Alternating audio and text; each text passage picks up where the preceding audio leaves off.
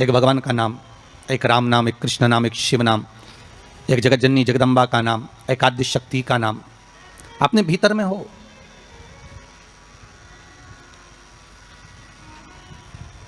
और फिर जब उस परमात्मा का नाम हम इस हृदय चित्त से लेंगे, उस परमात्मा के नाम में जब हम डूबेंगे तो उसका आनंद भी तो बहुत होगा,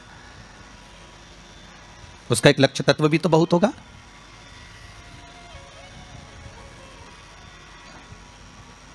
महाराज, कल जब हम यहां पहुंचे तो नीचे किसी से मिलना हुआ, जब ऊपर ठहरे उसके बाद नीचे हम जब आए जाने के लिए कहीं, तो हमने पूछा कथा हो रही है आपके यहाँ? तो कहा हाँ गुरुजी, भगवान की बड़ी कृपा है, विश्वनाथ शंभू की, त्रिकालदर्शी कैलाशी अविनाशी शंकर की बड़ी करुणा है। किस लिए श्रवण करना चाहते हो? कथा क्यों सुनना चाहते हो? क्या कारण है कथा सुनने का? तो कि गुरुजी कथा सुनेंगे तो स्वर्ग मिलेगा।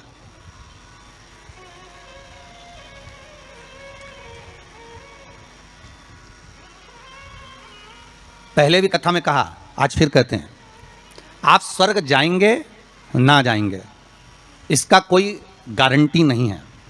हम स्वर्ग जाएंगे ना जाएंगे इसकी भी कोई गारंटी नहीं है, ठीक है?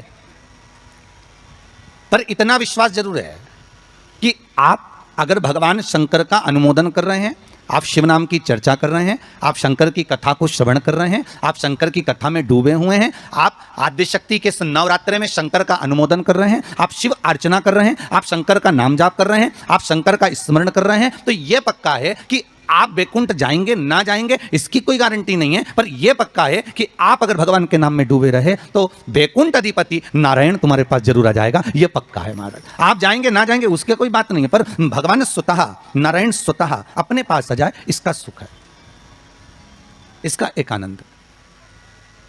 तो हम दान कर रहे हैं, पुण्य कर रहे हैं, या हम कोई सत्कर्म कर रहे हैं, या हम कुछ भगवान के निमित्त हम ये सोच कर दे रहे हैं कि हम दान करेंगे तो ऐसा होगा, हमें स्वर्ग मिल जाएगा। नहीं नहीं, हमें स्वर्ग जाने की चाह तो छोड़ देना चाहिए। कहा करऊं मैं बैकुंठ के जाए, मैं बैकुंठ जाकर करूंगा क्या? बैकुंठ की चाह इस मन को नहीं होना चाहिए। मन को तो यह चाह होना चाहिए कि मैं भगवान का इतना भजन कर लूं कि बैकुंठ का नाथ, बैकुंठ अधिपति स्वयं नारायण, कैलाश पर रहने वाले मेरे शंकर, द्वारका में रहने वाला मेरा कृष्ण, गौलोक में निवास करने वाला मेरा परमात्मा स्वतः दौड़कर मेरे पास आ जाए।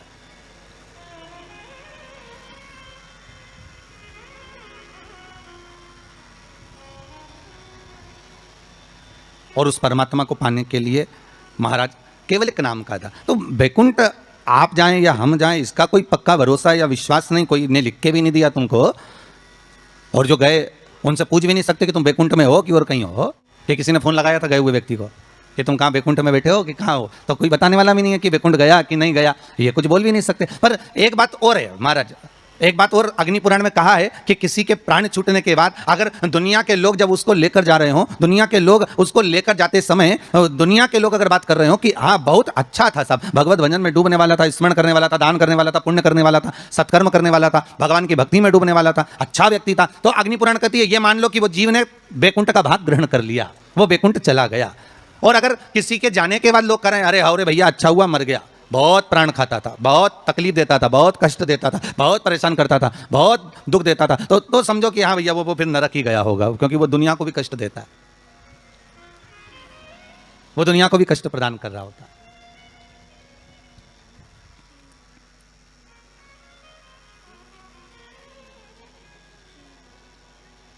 उसकी चित्तवृत्ति में, उसके मन में ये आ जाता है कि मैं कहीं ना कहीं किसी ना किसी रूप में बैकुंठ जाना चाहता हूं। तो शिव महापुराण की कथा कर रही है बैकुंठ का भाग तुम्हारे भाव में नहीं आना चाहिए कि हम बैकुंठ जाएंगे और हम बैकुंठ जाने का प्रयास करेंगे। नहीं नहीं, हमें बैकुंठ नहीं जाना, हमें बैकुंठ अधिपति नारायण को यहां बुलवाना है, हमें भगवान विष्णु को अपने हृदय में, अपनी चित्तवृत्ति में, अपने मन में आमंत्रित करना है। और जब भाव होगा महाराज, निर्मल जब भाव होगा तो भगवान को मिलने में फिर देरी नहीं हो सकती महाराज। कहते हैं प्रेम से प्रभु छिलके भी खा गए। कहते हैं प्रेम से प्रभु छिलके भी खा गए, शबरी के झूठे बेर भी खाते रहा करो। दर्शन के नैन बांवरे दर्शन दिया करो। भाव कह रहा है, भगवान का चरित्र कह रहा है कि आपका हृदय जितना निर्मल होगा, आप निर्मल भाव से जितना भगवान की भक्ति को धारण करोगे, निर्मल भाव से आप जितना भगवान का भजन करोगे, निर्मल भाव से आप जितना भगवान को रिझाने का प्रयास करोगे, भगवान उतनी जल्दी प्राप्त हो जाए।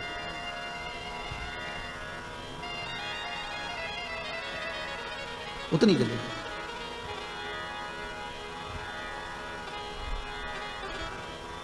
भाव कह रहा है महाराज कि ये जो भगवान ने जिह्वा हमको दी है, ये केवल इस कली काल से उबरने का एक साधन दिया। इस कली काल से उबरने का एक साधन, कली काल से निकलने का एक साध्य बनाया है कि केवल कि राम कहो मुख में जीवा है कि नहीं। महाराज ये केवल राम कहने के लिए, शिव कहने के लिए, भगवत स्मरण के लिए, भगवत नाम के लिए ये जिह्वा हमें प्रदान करेगी। केवल नाम स्मरण के लिए ये जिह्वा हमें दी गई है। और कलिकाल का साधन, कलिकाल का एक आनंद, कलयुग का एक भाव भगवत स्मरण का एक नाम है। शिव महापुराण की कथा कह रही है कि बैकुंठ जाने का भाव ना हो। भाव ये होना चाहिए कि बैकुंठ अधिपति हमारे पास है। तो 7 दिन की शिव महापुराण में अगर गंगा के घाट पर आप सुन रहे हैं, इस पावन कथा का रसस्वादन बघेल परिवार द्वारा आप कर रहे हैं, तो आपके भीतर ये भाव प्रकट हो कि हमें भगवान मिले। और निवेदन एक जरूर करूंगा कि ये जो कथा हो रही है, इस कथा का आनंद आप जो आस्था टीवी चैनल के माध्यम से ले रहे हैं, आप सबसे निवेदन है इस कथा को आप उस भाव से सुनना कि मेरी गली में, मेरे मोहल्ले में, मेरे क्षेत्र में, मेरे परिवार में, मेरे उस संपूर्ण ब्रह्मांड में इस कथा को जैसे इस पूर्ण तरह से मैं श्रवण कर लूं तो ये कोरोना महामारी समाप्त हो जाए, ऐसी शंकर कृपा कर दे। बाबा से ऐसी विनती कर कर श्रवण करें। अभी तक कथा आपने जो सुनी ना वो आपके लिए सुनी है, पर मेरा निवेदन हृदय से है, दिल से है। अभी तक जितनी कथा आपने सुनी ना टीवी चैनल के माध्यम से, या आपने कुबेरेश्वर धाम पर आकर सुनी हो, या रुद्राक्ष महोत्सव में सुनी हो, या यूट्यूब फेसबुक पर सुनी हो, वो आपने अपने लिए सुनी। पर ये कथा जो ये गंगा के घाट से चल रही है, ये जो कथा है, इस कथा को आप इस भाव से सुनना कि अब ये कोरोना महामारी समाप्त हो जाए और विश्व का कल्याण हो जाए, जगत का एक आनंद हो जाए और सबके हृदय से ये कोरोना महामारी का जो भय है वो समाप्त हो जाए। कथा आप उसके लिए सुनिए।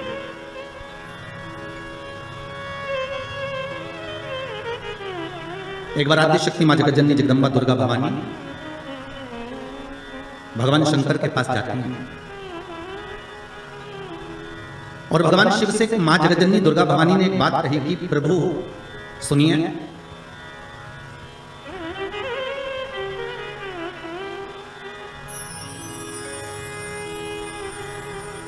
मैं जहां जहां पर हूं, मां जगदम्बा कह रही है कि मैं जहां जहां पर हूं, प्रभु आप वहां वहां पर हो ना। शंकर जी बोले बिल्कुल, जहां शक्ति है वहां शिव है, मैं वहां पर हूं।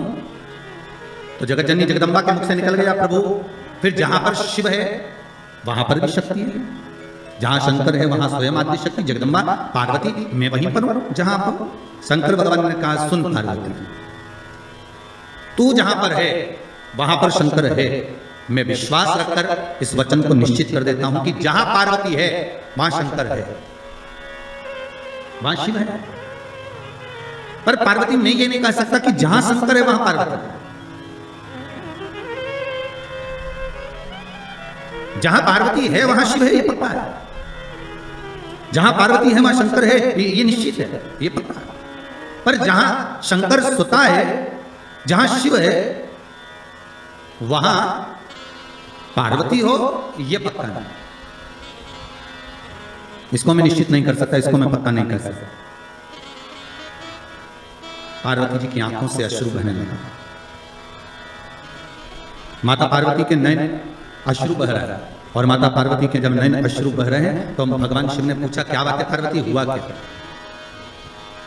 आपकी आंखों में आंसू कैसे आ गए?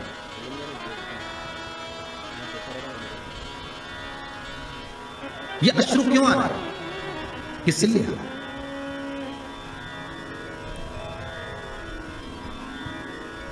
आज हमारे यजमान कह रहे थे कि गुरुजी जरा हमारी धर्म पत्नी को समझाना, थोड़ा सा क्रोध कम करो। तो हमने कहा जरा तुम अपनी धर्म पत्नी से बात करवाइए लो। तो उन्होंने अपनी धर्म पत्नी से बात कराया तो उनको देखकर लगा कि क्रोध तो करती होंगी पर यह भी पक्का है कि इनका स्नेह पति के प्रति ज्यादा ही होगा, क्योंकि शिव महापुराण की कथा कहती है कि पार्वती ने शंकर भगवान से 2 वर मांगे थे काशी की भूमि में। पार्वती जी ने शंकर भगवान से 2 वर मांगे थे। पहला वर माता पार्वती ने शिव जी से मांगा था कि पहला वर दीजिए जिस पति पत्नी में झगड़ा हो उसमें प्रेम बहुत बढ़े। तो शंकर भगवान ने कहा तथास्तु, तो उसका एक असर तो आज दिख गया। ठीक है, मतलब जब बात समझ आ जाए तो समझ लो कि मतलब शिव जी ने जो वर दिया था वो गलत नहीं गया, कि जहां पर प्रेम बहुत हो, पार्वती जी कर रही है कि ऐसा वर दो जहां प्रेम, जहां झगड़ा होगा वहां प्रेम जरूर होगा। तो वहां प्रेम बना हुआ है, वहां इसने बना हुआ है। और दूसरा वर माता पार्वती ने मांगा था कि काशी में जो मरेगा, काशी में जिसके प्राण छूटेंगे उसको गुरु मंत्र आपको देना पड़ेगा। इसलिए भारत की भूमि के सबसे ज्यादा मुर्दे, भारत की भूमि के सबसे ज्यादा शव अगर कहीं जलते हैं तो वो काशी में जलते हैं, क्योंकि शंकर भगवान ने पार्वती को यह वर प्रदान किया था। अगर आप कह रही हो तो ठीक है कि काशी में जो मरेगा उसको गुरु मंत्र में दूंगा, पर पार्वती जी के मन में आया कि आपने तो कह दिया कि काशी में जो मरेगा गुरु मंत्र आप दोगे, पर प्रूफ क्या रहे, सबूत कि आपने गुरु मंत्र दिया, ये सबूत कहां से आया, ये सबूत का भान कहां से रहेगा? तब भगवान शिव ने कहा क्या चाहती हो आप बताओ। तो पार्वती जी बोली आप हमको वर दीजिए कि काशी में जो मरेगा ना उसके सीधे कान में गुरु मंत्र आपको देना पड़ेगा। शंकर भगवान के हम तो उलझ गए, वर दे। कभी कभी अगर पति बोल दे पत्नी को तो क्यों चिंता करती है, मैं बैठा तो हूं, अरे एक अंगूठी क्या मैं तुझे 10 अंगूठी दिला दूंगा। तो पत्नी हमेशा याद करके वही बोलती है, करवा चौथ का चांद बाद में देखती है, अंगूठी की बोलती है, क्योंकि वो आपने बोला था तो वो कहा है। अब पार्वती मैया तो मौन। शिव जी ने पूछा पार्वती तू चुप क्यों गई? पार्वती जी बोली मेरा दूसरा वर कि काशी में जो मरेगा उसको गुरु मंत्र आपको देना पड़ेगा। तो वो गुरु मंत्र कब दोगे? शंकर भगवान ने कहा ऐसा कोई होता है कि संसारिक मनुष्य को, मानव को, ये मनुष्य को और गुरु मंत्र में, इस संसार के मानव को गुरु मंत्र में प्रदान करो, ये हो सकता है क्या? नहीं नहीं नहीं, मंत्र तो आपको देना ही पड़ेगा, मंत्र तो आपको देना ही। ठीक है, पर पार्वती संसार के लोगों को अगर मैं गुरु मंत्र दूंगा तो उसमें श्रेष्ठता रहेगी क्या? पार्वती जी बोली क्यों नहीं रहेगी, आप तो मंत्र दीजिए बस। भगवान शिव ने वचन दे दिया ठीक है अब तू बता, मैं गुरु मंत्र देने को तैयार हूं, मैं गुरु मंत्र दे देता हूं, क्या करना है? पार्वती जी ने कहा आप एक काम करना, मरने वाले के सीधे कान में गुरु मंत्र दे देना और सीधे कान में गुरु मंत्र देकर और उस कान को बस मोड़ देना। आप मंत्र देना और कान को मोड़ देना, मैं समझ जाऊंगी कि आपने मंत्र दे दिया। शिव जी ने कहा वचन दे दिया ठीक है। तो इसलिए आज भी नियम है महाराज, दुनिया के लोगों का आज भी भाव ये वर्णन करता है कि काशी में मरने वाले का सीधा कान अपने आप टेढ़ा हो जाता है। आज भी लोग भाव में कह देते हैं कि काशी अभिमुक्त नगरी, काशी मोक्ष नगरी है। और कितने किस्मत वाले हो भाई आप लोग, हो पांडेतारा वालों, आपके यहाँ से तो काशी लगभग कितना होगा, 130 किलोमीटर के लगभग होना चाहिए, 130 किलोमीटर। कितने भाग्यशाली हो। शास्त्र कहता है काशी काशी काशी काशी 5 बार बोल ले जीव तो ही गंगा मैया का दर्शन हो जाता है? अभिमुक्तता प्राप्त हो जाती है, सहज थोड़ी ना काशी। तो पार्वती जी की आंख में आज अश्रु देखे। जब पार्वती जी की आंख में अश्रु देखे तो शिव जी ने पूछा बात क्या है, तुम बोलो आज पार्वती क्या हो क्या गया। पार्वती जी बोली बस बात इतनी सी है कि आप बोल रहे हो, मैंने कहा कि जहां मैं हूं वहां शंकर है, तो बिल्कुल पक्का, पर आप कह रहे हो जहां शंकर है वहां पार्वती नहीं, जहां शिव है वहां पार्वती नहीं है। आखिर क्यों, किस लिए? शंकर भगवान कहते हैं औगड़दानी त्रिकालदर्शी कैलाशी मेरा शंभु, मेरा शंकर, मेरा ओघड़दानी, मेरा भूतेश्वर, मेरा भूतनाथ, मेरा त्रिकालदर्शी, मेरा महामृत्युंजय कह रहे हैं। हरी पार्वती तू जानती नहीं है, तू मुझे पहचानती नहीं है, कुछ स्थान ऐसे हैं पार्वती जहां पर मुझे तेरे बिना भी रहना पड़ता है।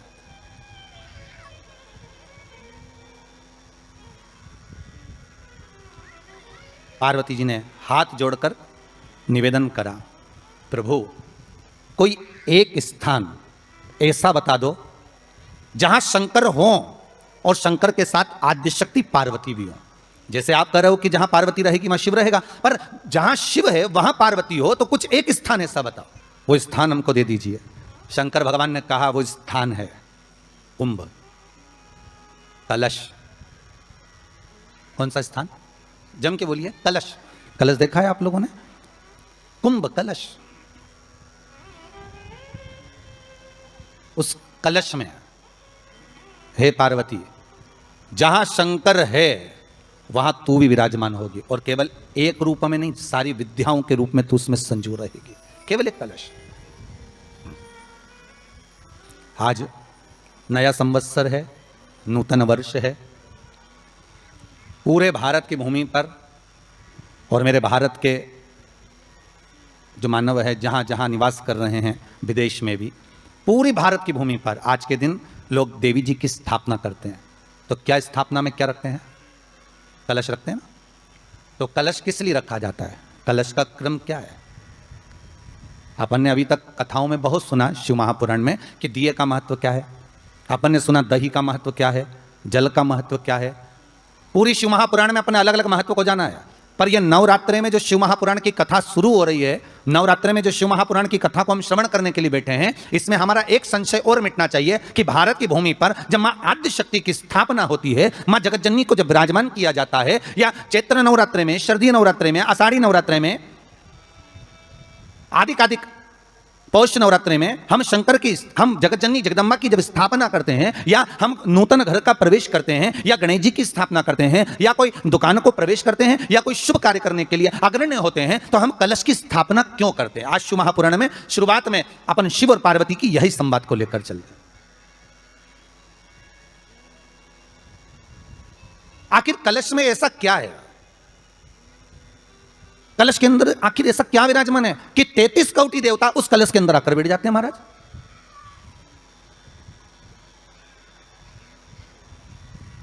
आप कोई यज्ञ करने जा रहे हो, आप कोई पोथी पुराण करने जा रहे हो, आप कोई अच्छा कार्य करने जा रहे हो, तो ब्राह्मण देवता कह देते कलश की स्थापना होगी, कलश की शोभा यात्रा निकलेगी, कलश यात्रा निकलेगी, कलश विराजमान होगा।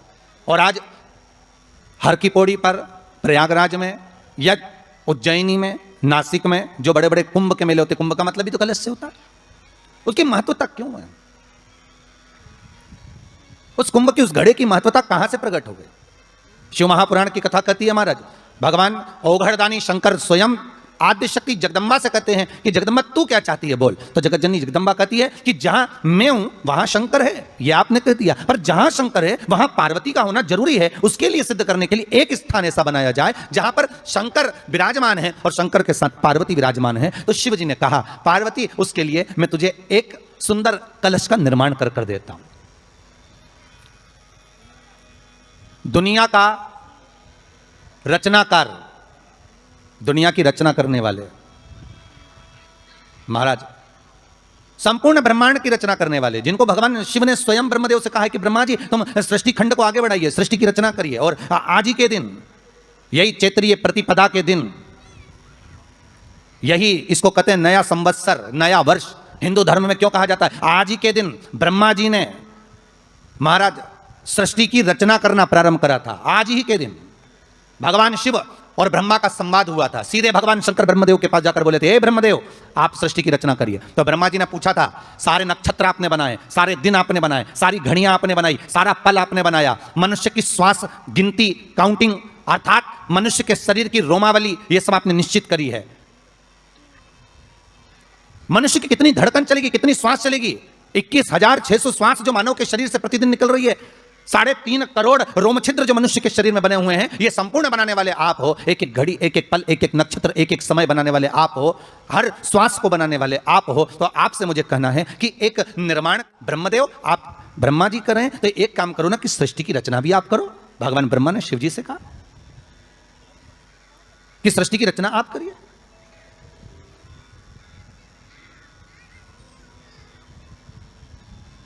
महाराज भगवान ओघड़दानी त्रिकालदर्शी शंभु कहते हैं, मेरा कैलाशी मेरा शिव कहता है। नहीं नहीं नहीं, नहीं।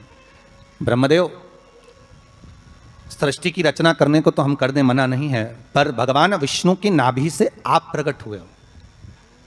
भगवान शेषनाग की सैया पर शयन कर रहे हैं, और भगवान जब शेषनाग की सैया पर शयन कर रहे हैं, उस शेषनाग की सैया से सोते हुए भगवान ने अपने नाभि कोश से आपको प्रकट करा है कमल के पुष्प के ऊपर।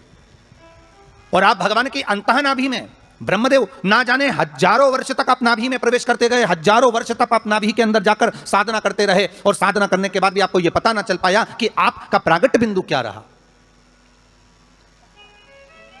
ब्रह्मदेव, सृष्टि की रचना आप करिए।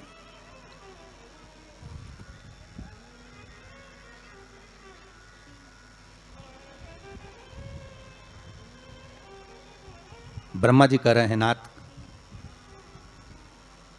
इस सारे ब्रह्मांड को रचना करना है, कर दूंगा, मना नहीं है, पर रचना करता भगवान ब्रह्मा जी कहते हैं कि मैं संसार को एकत्रित करूं, उससे पहले 33 कोटि देवताओं को मुझे एकत्रित करना है, और सारे 33 कोटि देवता एक जगह पर आकर विराजमान हो जाएं, ऐसी कोई व्यवस्था करना है। शंकर भगवान ने कहा, बनाओ ब्रह्मदेव, तुम निर्माण करो। ब्रह्मा, शास्त्र कहता है कि भगवान शिव स्वतः, शंकर तो शंकर है, भगवान शंकर ने एक मट्टी का सुंदर सा भाग ढेला एकत्रित करा, उस ढेले से भगवान ने एक सुंदर कुंभ का निर्माण करा, एक सुंदर कलश का निर्माण करा।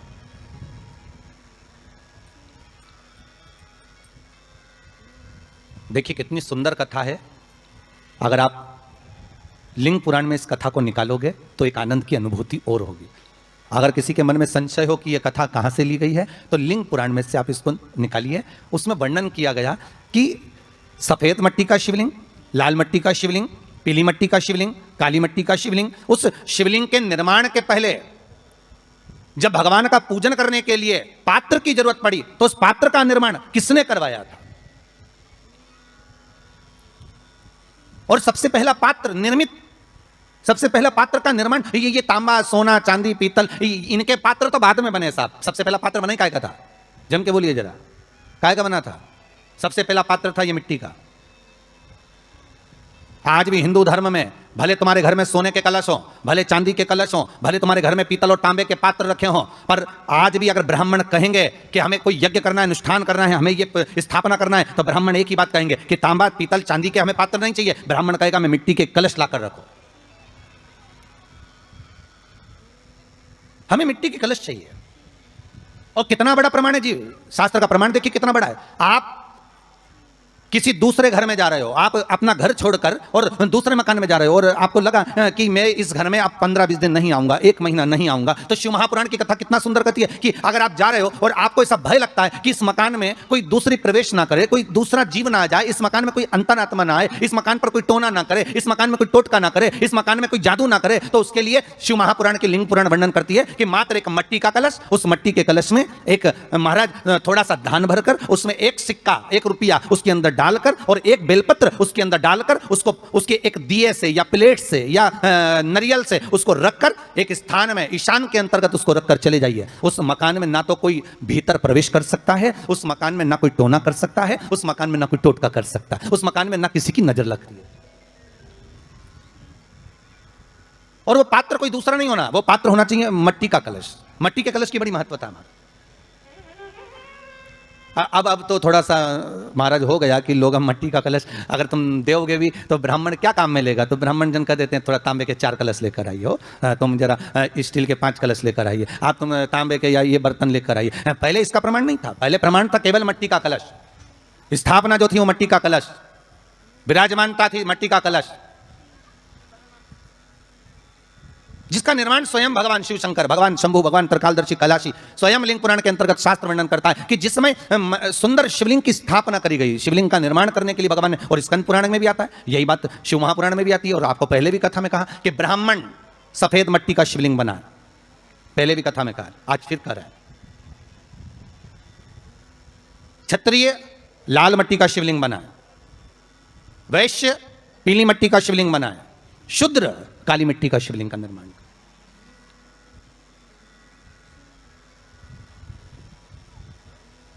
काली मट्टी का शिवलिंग का निर्माण कर।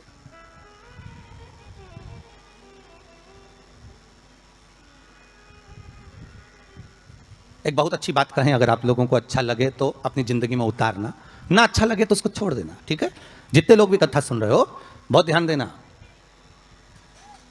ये जो पानी पीने का जो मटका होता है ना, जिसको हमारे यहाँ कलश कहा जाता है, हंडा कहा जाता है, जिसको हमारे यहाँ परिंडा कहा जाता है, मटका कहा जाता है, तो पहले जो मटका चलता था वो लाल कलर का चलता था, ठीक है। उस पर कलाकृति करते थे लोग, उस पर डिजाइन करते थे। आपके यहाँ भी होगा, जितने लोग कथा सुन रहे हो ना, आपके यहाँ भी मटका होगा, लाल कलर का चलता था। अभी अभी जो मटका चल रहा है ना, उसका कलर चेंज कर दिया गया। कौन सा कलर का हो गया? वो काले कलर का बेचने लगे। तो वो बेचने वाला क्या कहता है कि साहब ये सफेद, ये लाल जो मटका है ना, इस मटके से मजबूत अगर कोई मटका है तो वो काला है। बोलो सही है कि गलत है? अरे बोलो तो सही है ना। आप कभी जाओगे बाजार तो कह देगा, कुमार भी कह देगा, ये जो मटका है ना लाल वाला, इस लाल वाले मटके से मजबूत ये काला वाला मटका है, ये काला मटका है। और महाराज इससे पानी ज्यादा ठंडा ये कर देगा। पर शिव महापुराण की कथा, लिंग पुराण की कथा कहती है, और अगर आपने बैसाख मास की कथा को श्रवण कराओ, बैसाख की एक कथा होती है, उसको अगर आपने श्रवण करा तो उसमें वर्णन आता है कि घर के अंदर जहां पर आप पानी पीते हो, जिस स्थान पर अन्नपूर्णा निवास करती है, जिस स्थान पर अन्नपूर्णा का वासा होता है, रसोई घर में जहां बनता है, उस स्थान पर काला मटका नहीं रखा जाता। काला हंडा, काला मटका उस स्थान पर नहीं रखते। पर आज फैशन के हिसाब से, अरे साहब वो ये मटका थोड़ा कम ठंडा पानी देगा तो ये मटका ज्यादा ठंडा पानी देगा, तो उसको काले मटके को रखें। पर हमारा शास्त्र कहता है काला मटका लोग रखते कहां थे? पहले जो शास्त्र रीति थी, उस काले मटके को रखते थे जब मकान बनता था, जब प्रॉपर्टी बनती थी, जब जमीन बनती थी, जब जायदाद बनती थी, संपदा बनती थी, तो उस स्थान पर उस काले मटके को केवल नजरोटे के लिए, केवल हाय के लिए, केवल नजर के लिए रखा जाता था। उसको लोग लेना पसंद नहीं करते। पर आज के व्यक्ति को अगर कह दिया जाए कि ये दो मटके रखे हैं साहब, लाल भी है और काला भी है, तो कौन सा पसंद करेगा? वो काला वाला ही दे दीजिए साहब, ये पानी ज़्यादा ठंडा करेगा, उसकी श्रेष्ठता रहेगी। नहीं, शिव पुराण कर रहे हैं, भगवान कुंभ का निर्माण कर रहे हैं, भगवान कलश का निर्माण कर रहे हैं, और भगवान स्वयं ब्रह्मदेव कर रहे हैं कि आप ऐसा निर्माण कर दो जिसमें 33 कोटि देवता स्वतः विराजमान हो जाए। तो भगवान ने उस कलश का निर्माण कर दिया। अब कलश का निर्माण करा तो स्वयं भगवान ब्रह्मदेव बोले, प्रभु इस कलश के अंदर मेरा स्थान कहाँ है? मेरा स्थान कहां है?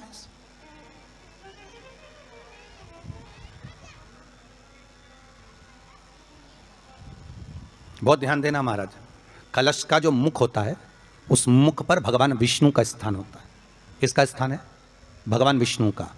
थोड़ा सा नीचे आओगे, जहां से कलश का मुख दबा हुआ होता है, वह जगह भगवान स्वयं शिव की होती है। किसकी जगह है? भगवान शंकर की। कलश का अग्रभाग, नीचे का भाग जहां से फैला हुआ होता है, वहां ब्रह्मा का आधिपत्य स्थापित होता है। फिर कलश का जो नीचे का भाग होता है, वो भगवान शिव और शक्ति का स्थान होता है। कलश के बाहरी भाग में, जहां पर बाहर का हिस्सा होता है, उस कलश के बाहरी भाग में 33 कोटि देवताओं को भगवान शंकर ने लाकर विराजमान किया होता है। महाराज भगवान शंकर 33 कोटि देवताओं को निमंत्रण देकर उस कलश में विराजमान कर दिया।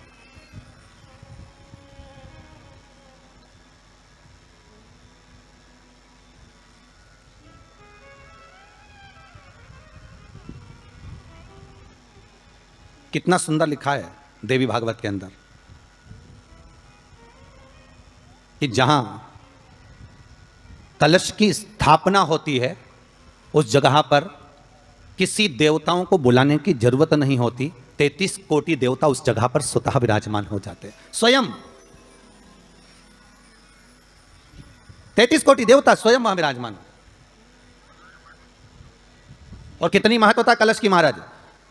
आप लोगों से भी निवेदन है, चैत्रीय प्रतिपदा है आज, जिनके घर में ज़्यादा रोग हो, बीमारी हो, ज़्यादा तकलीफें आ रही हो, कष्ट बढ़ रहा हो, बीमारियां बढ़ रही हो, या भय लग रहा हो, डर लग रहा हो, हृदय चित्त में कहीं ना कहीं आपको भय का भान हो रहा हो, तो एक लोटा पानी, एक कलश में जल भर कर रख लीजिए और रात भर उसको रख रहने दो। नवरात्र चल रहा है, उस कलश को रात भर रखकर सुबह सुबह उस कलश में एक बेलपत्र डालकर उस जल को नीम के पेड़ के नीचे, जहां चैत्री नवरात्रि में नीम के पेड़ के नीचे सारी विद्याएं, आद्य शक्तियां, सारी देवी उस नीम के पेड़ के नीचे विराजमान रहती हैं। उस कलश में एक बेलपत्र डालकर रात भर रखकर उस जल को पूरे घर में घुमाकर उस नीम के पेड़ के नीचे समर्पित कर दीजिए महाराज। घर में भय लगना बंद हो जाएगा, कोई बड़ी बीमारी आपको घेरेगी नहीं, और उस बीमारी से, उस रोग से आप मुक्त रहेंगे।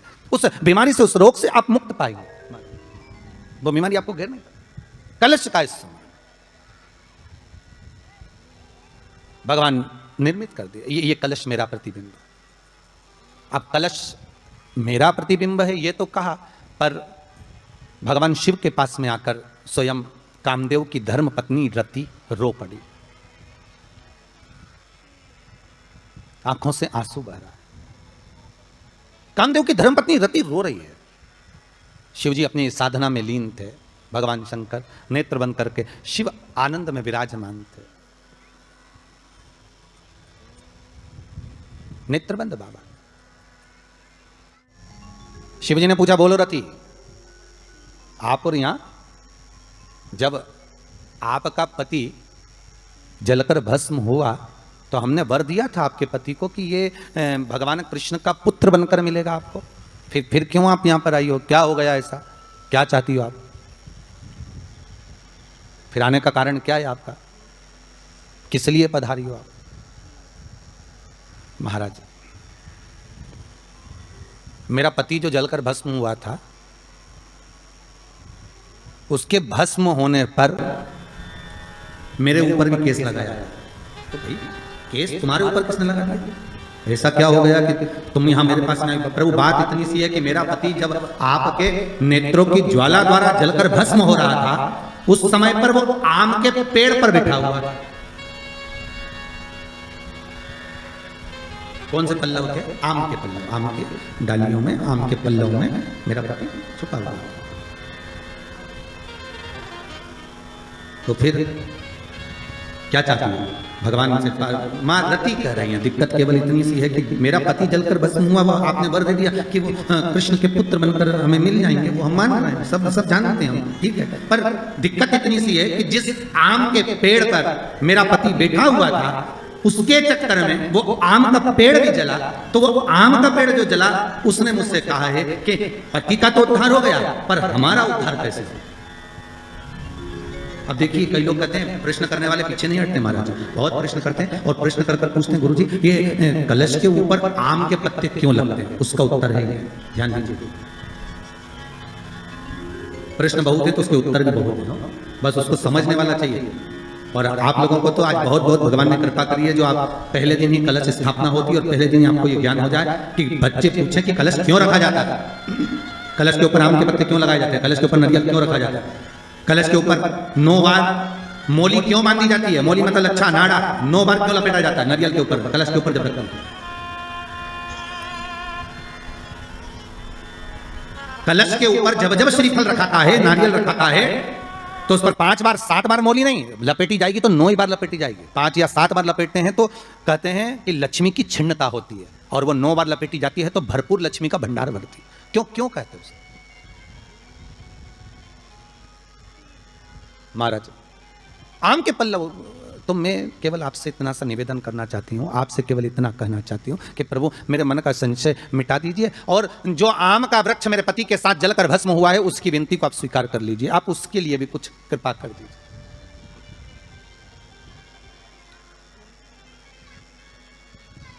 इसी को कृपा कहते हैं, इसी को करुणा कहते हैं, इसी को दया कहते हैं। भगवान बोले, अब आप आई हो रति, ठीक है, मांगो क्या चाहिए, बस इतनी कृपा कर दीजिए कि आम के वृक्ष का भी उद्धार कर दो। शिवजी ने कहा, हम वर प्रदान करते हैं रति, जहां शिव और शक्ति है, जहां 33 कोटि देवता इस कलश के अंदर विराजमान होंगे, उस जगह पर स्वयं कंठ पर जहां पर मेरा निवास होगा, उस जगह पर ये आम के पल्लव अमृत के तुल्य माने जाएंगे, और इनका निवास हमारे ही हाथ में, हमारे ही हस्त कमल में विराजमान होगा, हमारे ही हाथ में। कितना सुंदर है महाराज जी। उस आम के पल्लव की महत्वता को जरा जानिएगा, बहुत बहुत ध्यान दीजिएगा। आम के पत्ते देखें आप लोगों ने? अरे बोलो, जम के तो बोलो। देखें, उसका प्रयोग कभी आप लोगों ने करा? आम के पत्ते का कभी प्रयोग कर देखिएगा। अभी तो नवरात्रि चल रही है, नवरात्रे में जब 5वां दिन नवरात्रे का रहे, चैत्री नवरात्रे का 5वां दिन रहे, और मान लो कि आपके घर में किसी बच्चे की, लड़के की या लड़की का या मंगल विवाह नहीं हो रहा हो, या शादी नहीं हो रही हो, या उस लड़के लड़की के लिए बहुत प्रयास कर लिया आपने और उसकी शादी हो ही नहीं रही, अथक प्रयास कर लिया और उसका मंगल विवाह नहीं हो रहा, तो ये देवी भागवत में स्पष्ट कहा गया, देवी भागवत में वर्णन किया गया है, देवी भागवत में वर्णित किया गया और देवी भागवत में कहा गया कि आम का जो पत्ते होते हैं, आम का जो पत्ता होता है, आम का जो पल्लव होता है, उस आम के पत्ते पर हल्दी और सिंदूर, इन दोनों से स्वस्तिक का निर्माण किया जाए। देवी भागवत का संवाद है, बहुत ध्यान देना महाराज। जिन कन्याओं का विवाह ना हो पंचमी के दिन, नवरात्रे की कोई सी भी पंचमी, मतलब जो पंचमी तिथि पड़ेगी, कोई भी नवरात्र हो, चाहे वो 4 नवरात्र में से, चाहे वो पौष का हो, अश्विन का हो, चैत्र का हो, आषाढ़ का हो, किसी भी नवरात्र में आप कर सकते हैं। एक पान के पत्ते पर, एक ही पत्ते पर जो 2 स्वस्तिक बनेंगे, एक हल्दी का बनेगा, एक सिंदूर का बनेगा। बस अंतर इतना है, जो हल्दी का स्वस्तिक है उस पर कंकु के चावल अर्थात रौली के चावल, रौली कुंकू के चावल रखना है, और जो सिंदूर का है उस पर हल्दी के चावल रखना। इतना रखकर जिस लड़का लड़की का विवाह नहीं होता उसकी हथेली पर रखकर उसका नाम और गोत्र बोलकर महाराज उसको ले जाकर नीम के पेड़ के नीचे उसको रख दिया जाता है। मात्र 3.5 या 4 महीने ऐसे रहते हैं जिसके अंदर उस लड़का लड़की का विवाह पक्का हो जाता है। जिसका विवाह नहीं होता केवल उसी के लिए, जिसका मंगल विवाह ना हो रहा। आम के पल्लव में शिव का वर प्रदान है, आम के पल्लव में शंकर का आशीर्वाद है, आम के पल्लव में शिव का आशीर्वाद। भगवान भूत भावन भूतेश्वर मेरे शिव, मेरे करुणा सागर, मेरे शंकर, मेरे त्रिकालदर्शी, मेरे कैलाशी, मेरे भोलेनाथ स्वतः कह रहे हैं, अरे रति तुम रोती क्यों है, तुम्हारे रोने का कारण क्या है? प्रभु मेरे पति के साथ ये आम का पेड़ भी जलकर भस्म हुआ। आम का पेड़। भागवत जी किस किसने सुनी है? हाथ उठाओ जरा, जिन जिन ने भागवत जी सुनी है। आप लोगों ने सुनी है भागवत? रखिए हाथ। अगर आप लोगों ने भागवत सुनी होगी तो उसमें वर्णन आता है, तक्षक नाग डसने के लिए जब जा रहा था तब ब्राह्मण देवता जो जहर उतारना जानते थे उनको लेकर राजा परीक्षित के पुत्रों ने अपने दूतों को भेजा था लाने के लिए कि एक ब्राह्मण ऐसे हैं कि वो तक्षक नाग का जहर उतार सकते हैं, वो तक्षक नाग के जहर को समाप्त कर सकते हैं, तो आप उनको लेकर आओ। और वो तक्षक नाग का जहर उतारने वाले उस ब्राह्मण को लेकर जा रहे थे। तो सर्प ने विचार करा, तक्षक नाग ने कि बताओ ये तो गजब का काम कर रहा है, अगर ये ब्राह्मण पहुंच गया तो ये ब्राह्मण तो सर्प का जहर उतार देगा। तो सांप तक्षक नाग को ये चिंता लग गई कि मेरे को ही डसना है और मेरे जहर ये उतार देगा, और डसने भी एक ही बार है और मरना चाहिए परीक्षित को श्राप लगा है, अब करूं तो करूं क्या। तो सर्प ने विचार करा कि मैं एक रूप रख कर जाता हूं और इस ब्राह्मण की परीक्षा लेता हूं। सर्प रूप रख कर गया। भागवत आप लोगों ने श्रवण करी होगी। तो जब तक्षक रूप रख कर गया और उस ब्राह्मण के पास में जाकर पूछा कि ब्राह्मण देवता ये बताओ कि आप कहां जा रहे हो, तो ब्राह्मण बोला आपको नहीं मालूम, राजा परीक्षित को सांप डसने वाला है तक्षक नाग, और मैं जहर उतारना जानता हूं। अच्छा आप जहर उतार दोगे? हाँ। तो किस लिए जा रहे हो? जहर उतारने के लिए। तो जहर उतारने क्यों जा रहे हो? तो कहा राजा है राजा, जब राजा का जहर उतारेंगे तो मुद्रा भी कितनी मिलेगी, आपको मालूम नहीं है क्या? अच्छा ब्राह्मण देवता इसलिए जा रहे हो? हाँ। पर उसको तो किसी संत ने श्राप दिया। अरे तो श्राप संत ने दिया है, हम ब्राह्मण हैं, हमारा कर्म है किसी को बचाना, तो हम तो बचाएंगे। अच्छा आप में इतनी सामर्थ्यता है कि आप तक्षक नाग का जहर उतार दो? अरे तक्षक नाग आकर अगर मेरे सामने खड़ा हो जाए और किसी को डस ले तो यह पक्का है कि मैं जहर उतार सकता हूं। अच्छा। तो इतने में तक्षक नाग सामने बिल्कुल प्रकट हो गया, और तक्षक नाग प्रकट होकर बोला बता ब्राह्मण किसको डसूं मैं? ब्राह्मण ने कह दिया तुम्हारी मर्जी पड़े उसको डसो। सामने एक पेड़ था, उस पेड़ को ब्राह्मण ने, उस तक्षक नाग ने डस लिया। अब तक्षक नाग ने उस पेड़ को डसा और डसने के बाद में वो पेड़ पूरा जल गया, पूरा जल गया। अब पेड़ तो जल गया, पर ब्राह्मण जो था जिसको परीक्षा देना थी, वो ब्राह्मण को यह नहीं मालूम था कि इस पेड़ पर एक संत बैठकर साधना कर रहा था, तपस्या कर रहा था। और जब वो पेड़ जला तो वो संत भी जल गया, संत भी जल गया।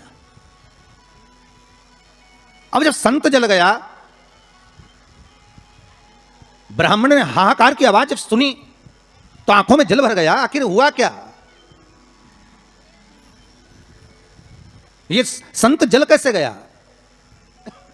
तो कहा इसके जलने का कारण केवल इतना है कि अब आप जीवित करो, इस पेड़ को हरा भरा करो, इस पेड़ को हरा भरा कर दीजिए। और ब्राह्मण ने हाथ की अंजलि में जल लिया। हाथ की अंजलि में जल लेकर ब्राह्मण उस जल को पेड़ के ऊपर छींट रहे थे। तो सबसे पहले ब्राह्मण ने यह मन में सोचा कि भोलेनाथ, शंभु, त्रिकालदर्शी है, कैलाशी, कृपा ऐसी करना कि सबसे पहले जो पेड़ पर जो संत बैठा था वो जीवित होना चाहिए। जो वृक्ष पर संत बैठा है वो जीवित होना चाहिए। हाथ का जल ब्राह्मण ने जैसे छोड़ा, छोड़ते से पेड़ भी हरा भरा हो गया और उसके ऊपर जो संत बैठे थे वो भी जीवित हो गए। जीवित हो गए तो तक्षक नाग को ये लगा कि इसने एक जले हुए पेड़ को जीवित कर दिया, वापिस हरा भरा कर दिया, और इसने ऊपर बैठे हुए संत को वापिस जीवित कर दिया। तो ये पक्का है कि मतलब ये तक्षक नाग का जहर, मतलब मेरा जहर राजा परीक्षित को उतार सकता है। तो तक्षक नाग ने अपनी बात को पलटा और पलट कर कहा, महाराज जी हाथ जोड़कर निवेदन करता हूं, जितना राजा परीक्षित के पुत्र आपको धन देंगे उससे 1000 गुना धन मैं आपको देता हूं। ब्राह्मण ने कहा ठीक है, अगर दक्षिणा से बड़ी दक्षिणा हमको एक ही जगह पर मिल रही है तो फिर हमें जाने की जरूरत क्या। ब्राह्मण ने दक्षिणा ली, वापिस मुड़ गए, वापिस मुड़ गए। अब ईमानदारी से बोलो, वो ब्राह्मण नरक गया होगा कि स्वर्ग गया होगा? जरा जम के बोलना, सुनाई देना चाहिए हमको। कहां गया होगा? नरक। काय में लिखा है? देवी भागवत में। उसका कारण क्या था? शिव महापुराण की कथा कहती है जैसे एक नाव चलाने वाला व्यक्ति नाव लेकर जा रहा है और उसमें बहुत सारे यात्री बैठे हैं, बहुत सारे यात्री, और नाव डोलने लगी, आंधी चलने लगी, तूफान चलने लगा, हवा आने लगी, लहरें उठने लगी और नाव डूबने लगी। तो जो नाव में बैठा हुआ, नाव चला रहा था, वो कूद गया और कूद कर बाहर निकल गया, और निकलकर सारे के सारे जितने नाव में बैठे थे वो सब जलने लगे। जितने नाव के अंदर बैठे थे वो सारे के सारे जलने लगे।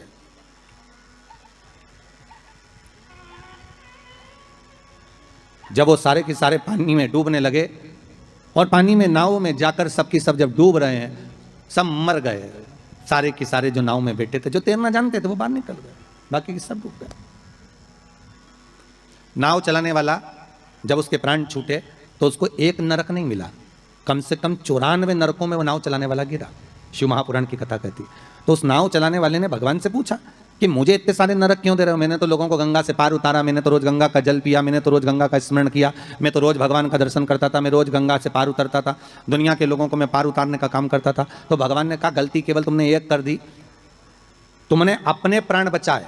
अगर तुम 2 लोगों के भी प्राण बचाते बचाते मर जाते तो तुमको वैकुंठ मिल जाता, पर खुद के प्राण बचाए और दूसरों को मरने दिया, इसलिए तुमको नरक मिला, इसलिए तुम्हें नरक प्राप्त हुआ। शिव महापुराण की कथा कहती है जिस पर दुनिया को विश्वास होता है, दुनिया को जिस पर विश्वास है, जिससे आज कोरोना महामारी के चलते हुए, इस कोरोना महामारी को देखते हुए, जिस इस वायरस को देखते हुए दुनिया का विश्वास डॉक्टर पर टिका हुआ है। औषधि देने वाले, दवाई देने वाले उन डॉक्टरों पर दुनिया का विश्वास टिका हुआ है। तो डॉक्टर का क्या फर्ज है? जैसे नाव चलाने वाले का फर्ज है कि बचाते बचाते भगवान करे भले तुम्हारे प्राण छूट जाते तो तुम्हें स्वर्ग मिल जाता। युद्ध के मैदान में सैनिक युद्ध करते करते मर जाता तो उसको वीरगति प्राप्त हो जाती, पर खुद के प्राण बचाने के चक्कर में आप दुनिया को धकेल दो, ये श्रेष्ठता नहीं।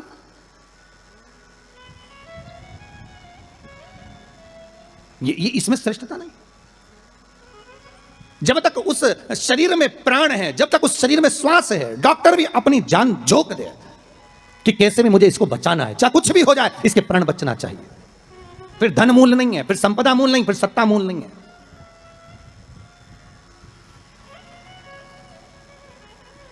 वो नाव चलाने वाले को 94 नरक भोगना पड़े।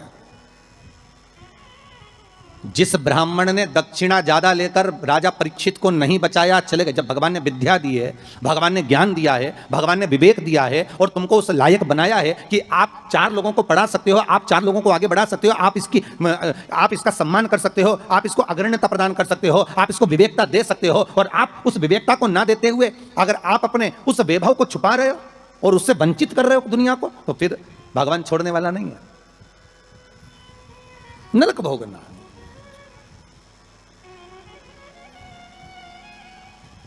पर पांडे तारा वालों, आप लोगों ने बिल्कुल सही उत्तर दिया कि उसने दक्षिणा ज्यादा ले ली और वापस निकल गया तो अपने मुख से कह दिया कि वो नरक गया। कितनी, इसी को कहते हैं गंगा तट के श्रोता। गंगा तट के जो श्रोता होते हैं ना, बड़े आनंदमय होते, कथा जो सुनते हैं ना, उसका भाव एक आनंदित था कि वो अपना लक्ष्य छोड़कर, अगर चाहता तो राजा परीक्षित को बचा सकता था, पर थोड़ी सी संपदा के चक्कर में, थोड़े से धन के चक्कर में वो ब्राह्मण भी थोड़ा सा लोभ आया और लोभ के चक्कर में अपने कर्म से वंचित हो गया। तो वो चरित्र कहां गलत है महाराज जी? एक महाराज जी प्रवचन दे रहे थे, उस प्रवचन में एक गांव का व्यक्ति कथा सुनने बैठा था और खड़े होकर पूछ लिया, महाराज जी पाप के बाप का नाम क्या है? महाराज जी ने पूछा, क्या पूछ रहे हो, फिर से बोलो। तो वो व्यक्ति बोला, महाराज जी हमें दशरथ जी के पिताजी का नाम मालूम है, हमें राम जी के पिताजी का नाम मालूम है, हमें कृष्ण जी के पिताजी का नाम मालूम है, हमें सबके बाप का नाम मालूम है, बस पाप के बाप का नाम नहीं मालूम। तो मैं उत्तर दे दो। तो महाराज जी भी मन में सोचे पाप का बाप। महाराज जी मन में सोचे हमने पूरी पुराण पढ़ी पर ये पाप का बाप तो हमें कहीं नहीं मिला, सारे शास्त्र भी उखाड़ कर देख लिया पर उसमें पाप का बाप मिलना बड़ा कठिन। अब पाप का बाप कहाँ से ढूंढे? तो महाराज जी ने कहा काम करते हैं, कल हम आपको बताएंगे, आप कल कथा में आना। और महाराज जी फिर प्रवचन देने बैठे और वो व्यक्ति फिर आके बैठ गया। अब जैसी कथा समापन हुई महाराज जी फिर खड़ा हो गया, महाराज सीताराम। महाराज जी बोले सीताराम। और बोलो पाप का बाप। महाराज जी बोले बहुत अच्छा, पाप का बाप पीछे पड़ा। महाराज जी बोले कल बिल्कुल पक्का है कि तुमको तुम्हारे प्रश्न का उत्तर मिल जाएगा। अब महाराज जी ने आज भगवान को 2 अगरबत्ती लगाई कि वो नहीं आना चाहिए प्रभु, क्योंकि वो फिर आएगा, फिर प्रश्न करेगा पाप का बाप। अच्छा वो प्रश्न नहीं भी करता ना तो उसका मुंह देखकर याद आ जाता है कि प्रश्न करेगा पक्का। तो पंडित जी जब निकले ना प्रवचन के लिए तो उन्होंने भगवान को 2 अगरबत्ती लगाई, भगवान ये नहीं आना चाहिए। और पंडित जी जैसे ही बस कथा में आ रहे थे, प्रवचन देने आ रहे थे, वो रोड पे ही मिल गया पाप का बाप। पंडित जी मन में सोचे प्रवचन दूं कि ना दूं, बड़ा टेंशन है। अब प्रवचन दे कि ना दे यही सोचे। अब महाराज जी फिर कथा में बैठे, उसने फिर प्रश्न कर दिया महाराज कि पाप के बाप का नाम बता दीजिए। महाराज जी फिर नहीं बोले। अब नहीं बोले तो शिव महापुराण की कथा कहती है महाराज वहीं पर एक वैश्या बैठी थी कथा में, रोज कथा सुनने आती थी। उसका मन, उसका चित्त, उसकी वृत्ति कथा में बड़ी रमती। जिसके मन में शिव महापुराण की कथा समा गई ना तो वो प्रयास करता है कि कुछ भी कर कर जहां कथा हो रही है ना, भले 40 किलोमीटर है, 50 किलोमीटर है, 100 किलोमीटर है, पर एक बार तो मैं चली जाऊं। जिसके मन में शंकर आ गया ना तो वो छोड़ नहीं सकता। वो प्रयास करेगा कि मैं कैसे भी पहुंच जाऊं, बस कथा में एक बार मेरी हाजिरी लग जाए, शंकर सुन ले बस एक बार शिव महापुराण की कथा, उस पंडाल में चली जाऊं जिस पंडाल में मुझे बेलपत्र का आनंद मिल जाए, बस उस पंडाल में मुझे पहुंचे। अब वैश्या का नियम था, वो कथा कभी नहीं छोड़ती थी और वो भी कथा में जाकर बैठ गई और कथा में रोज सुने वो पाप के बाप का चक्कर। और महाराज जी बस प्रवचन करें अक्षतम केशवम राम नारायणम, जैसे महाराज जी अक्षतम केशवम करें सब बैठे रहे, वही खड़ा हो जाए। अब महाराज जी भी मन में सोचे अब क्या करें, तो महाराज जी डबल से कह रहे हैं अक्षतम केशवम राम नारायणम कृष्ण दामोदर वासुदेवम हरे। तो महाराज जी हाथ हिलाएं कि अभी भी पाप का बाप नहीं मिला, पर वो तो वो खड़ा। आज वेश्या ने कह दिया गुरुदेव आपसे एक निवेदन है मेरा। बोलिए। मैं वेश्या हूं, छुपाया नहीं। संत सदगुरु भगवान माता पिता इनसे कभी नहीं छुपाना अपने को, छुपाकर जाएंगे भी का? अगर माता पिता से कुछ छुपा लेंगे, संतों से सदगुरु से अगर छुपा लेंगे तो जाएंगे कहां भगवान से छुपाकर? बिल्कुल पीछे जाकर बैठ जाती हूं एकांत में। पर मेरा कुछ मन है आपसे कहने का, आप सुनेंगे हमारी बात? संत बोले क्यों नहीं सुनेंगे, हम तो संत हैं। बोलो क्या बात है?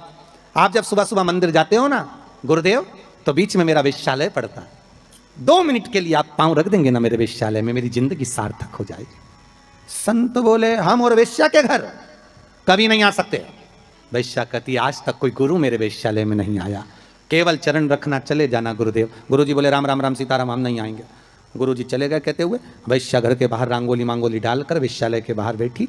संत का आगमन हुआ वहीं से। वेश्या दौड़ कर गई, गुरुदेव ये मेरा वेश्यालय है, पांव रख दीजिए। महाराज वैश्या के भवन में चले गए। वैश्या ने कहा महाराज जी बैठिए। नहीं नहीं, इतना समय कहाँ है बैठने का, तुमने कहा था बस पांव रख देना। महाराज जी बैठ जाइए, आपके हाथ जोड़ती हूँ, 5 मिनट बैठ जाओ। महाराज जी वैश्या कर रही है, महाराज रोज एक गांव का व्यक्ति आपसे प्रश्न करता था कि पाप के बाप का नाम बताओ। मैं उत्तर दे रही हूं कि पाप के बाप का नाम लोभ है। तो वो जो ब्राह्मण था उसने एक गलती कर दी। परीक्षित को अगर बचाता भले 5 मुद्रा मिलती, पर मिलती ना, मिलती मुद्रा। पर उस ब्राह्मण ने एक गलती कर दी कि वो परीक्षित को बचाने की जगह ज्यादा मुद्रा लेकर वापिस मुड़ गया। वापिस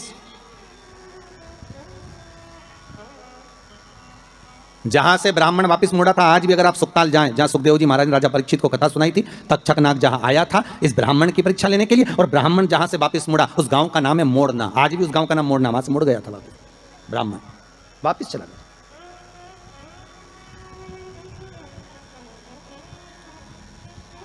जरा सा लोभ, बस वहां भरमा दिया। शिव महापुराण की कथा कहती है आम के पल्लव में जो छुपा था कामदेव, जब भस्म हुए वो आम के पल्लव ने मां रति से प्रार्थना करी और रति ने उस आम के पल्लव का उद्धार कर दिया। संसार सागर में अगर हमारा जन्म हुआ है, मनुष्य की अगर देह मिली है, मानव का जी शरीर मिला है, मानव की अगर योनि मिली है, 84 लाख योनियों में सर्वश्रेष्ठ है मानव का शरीर, जिसको पाने के लिए देवता भी तरसते हैं। हाथ जोड़कर देवता भी भगवान से कहते हैं हमें मनुष्य बनना, हमें मानव बनना। देवताओं को भी ये योनि नहीं प्राप्त होती। क्यों? क्योंकि बैकुंठ का भोग केवल भोग है, केवल भोग। अगर मरने के बाद बैकुंठ चले भी जाओगे तो वहां चांदी की थाली में, सोने की थाली में भोजन मिलेगा, डनलप का गद्दा मिलेगा, एसी का रूम मिलेगा, बढ़िया खाने के लिए सब कुछ मिलेगा, आराम से फ्रिज, कूलर, वॉशिंग मशीन सब मिलेगा। एसी में आप आराम से सो, डनलप के गद्दे पर सो। पर बैकुंठ में केवल भोग, भोगने की वस्तुएं मिलेंगी। पर बैकुंठ में भगवान का भजन मिलेगा क्या? जम के बोलिए, नहीं मिलेगा। बैकुंठ में गंगा का स्नान मिलेगा क्या? नहीं मिलेगा। बैकुंठ में शिव महापुराण की कथा मिलेगी क्या? नहीं मिलेगी। बैकुंठ में दान करने का मौका मिलेगा क्या? नहीं मिलेगा। बैकुंठ में भजन करने का मौका मिलेगा? नहीं मिलेगा। बैकुंठ में ना तो भजन मिलेगा, ना कीर्तन मिलेगा, ना नाम जाप मिलेगा, ना गंगा का स्नान मिलेगा। बैकुंठ में ना तीर्थ मिलेगा। बैकुंठ में अगर मिलेगा तो एक एसी का रूम मिलेगा, डनलप का गद्दा मिलेगा, सोने की थाली में भोजन मिलेगा, 2-4 दासियां तुम्हारा पंखा झेलेगी, पांव दबाने वाले मिलेंगे, इससे ज्यादा कुछ नहीं मिलेगा। बैकुंठ में लोग कहते हैं भगवान विष्णु मिलेंगे क्या? तो भगवान विष्णु से किसी ने पूछा तुम बैकुंठ में रहते हो? भगवान विष्णु कहने लगे मुझे तो फुर्सत ही नहीं, जहां कथा होती मैं तो वहां चले जाता। जब बैकुंठ अधिपति कथा सुनने के लिए पितरों के धाम में जाते हैं, कथा सुनने के लिए पांडतारा आ जाते हैं, कथा सुनने के लिए गंगा के घाट चले जाते हैं, तो भगवान कह रहे हैं बैकुंठ में फिर मनुष्य क्यों चाहता है बैकुंठ जाने के लिए? लक्ष्मी जी से पूछा तुम रहती हो क्या बैकुंठ में? लक्ष्मी जी बोली मैं जहां नारायण मां में, मैं क्या करूं बैकुंठ में? तो फिर बैकुंठ में क्या है? तो लक्ष्मी जी बोली 3 स्टार होटल, 5 स्टार होटल, आराम से रहो, खाओ पियो, मौज करो। और जब तुम्हारा पुण्य खत्म हो जाए, जैसे ही पुण्य खत्म वैसे ही धक्का मार के फेंक दिया। जैसे जब तक जेब में पैसा है तो होटल के अच्छे से अच्छे रूम में, खूब कुंभ के मेले में होटल बुक करो, खूब इलाहाबाद में, प्रयागराज में खूब प्रेम से रहो। और जब में पैसा खत्म तो होटल वाला भी कह देगा निकलो, बाहर निकलो। तो होटल वाले तो क्योंकि हमने 1 महीने का पैसा दिया था, 2 दिन तो ज्यादा रहने दे, 2 दिन क्या 24 घंटा ज्यादा नहीं रहने देगा। पैसा खत्म तो निकल कर बाहर जाओ, पैसा हो जमा करो, फिर रूम में रहो। उसी तरह बैकुंठ में जितना पुण्य है उसके बल पे रह लो। जैसे ही पुण्य समाप्त, चलो पांडे तारा वापिस पहुंच जाओ प्रतापगढ़। फिर कहोगे तुम जानते नहीं हो, हमने सियोर वाला महाराज के मुंह से शिव महापुराण की कथा सुनी तो बहुत बड़ा पुण्य कमाया। तो भगवान विष्णु बोले पुण्य तो कमाया पर खत्म भी तो हो गया, वापिस जा नीचे बैटरी चार्ज करके आ, वापिस जा, फिर कथा सुन। बड़ी मुश्किल से मिलता है ये मनुष्य का। मिलेगा, बैकुंठ चाहोगे तो मिल जाएगा, पर भोग करने के लिए मिलेगा। उसमें केवल आप भगवत भजन नहीं कर सकते, आप उसमें दान नहीं कर सकते। बैकुंठ में कोई तुम्हारे सामने हाथ फैलाकर भिक्षा मांगने नहीं आएगा। कोई बैकुंठ में तुमसे ये नहीं कहेगा कि तुम गौ माता के लिए दान दो, या तुमसे ये नहीं कहेगा कि वृद्धाश्रम के लिए दान दो, या तुमसे कोई ये नहीं कहेगा कि मंदिर निर्माण के लिए दान दो। बैकुंठ में तो तुम केवल भोग भोगोगे, और उसके बल पर भोगोगे जो तुमने दान करा, जो पुण्य करा, जो सत्कर्म करा। केवल एक मनुष्य की देह मिली है जिसमें हम दान भी करते हैं, हम भजन भी करते हैं, हम पुण्य भी करते हैं, हम सत्कर्म भी करते हैं, हम नाम जाप भी करते हैं। यह केवल एक मनुष्य की देह है, केवल एक मानव का शरीर।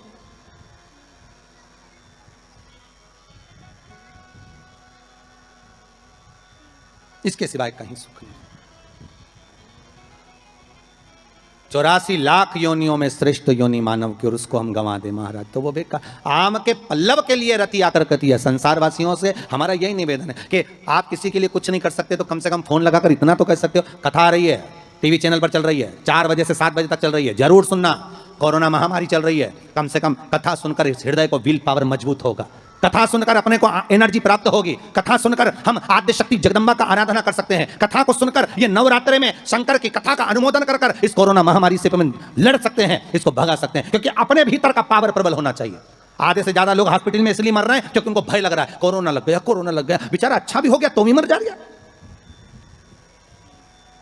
किसी ने पूछा गुरुजी पिछले साल तो आया था यह कोरोना, अब की बार फिर आ गया। हमने कहा जन्मदिन मनाने आया है। अब पार्टी कितनी बड़ी करता है ये तो उसके ऊपर है, और पार्टी में कितनों का निमंत्रण देता है ये वही जान सकता है, और जो जो उसकी पार्टी में गया वो निपट गया। इसलिए निवेदन है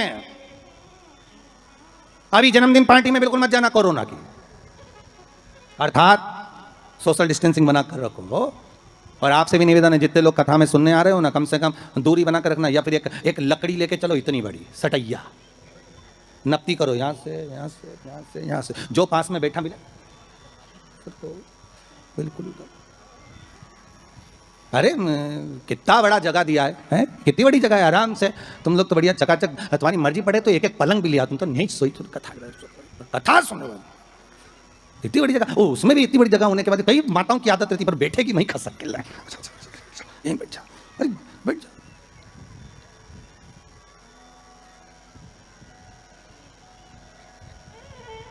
सुनो कथा, शिव महापुराण की कथा कहती है,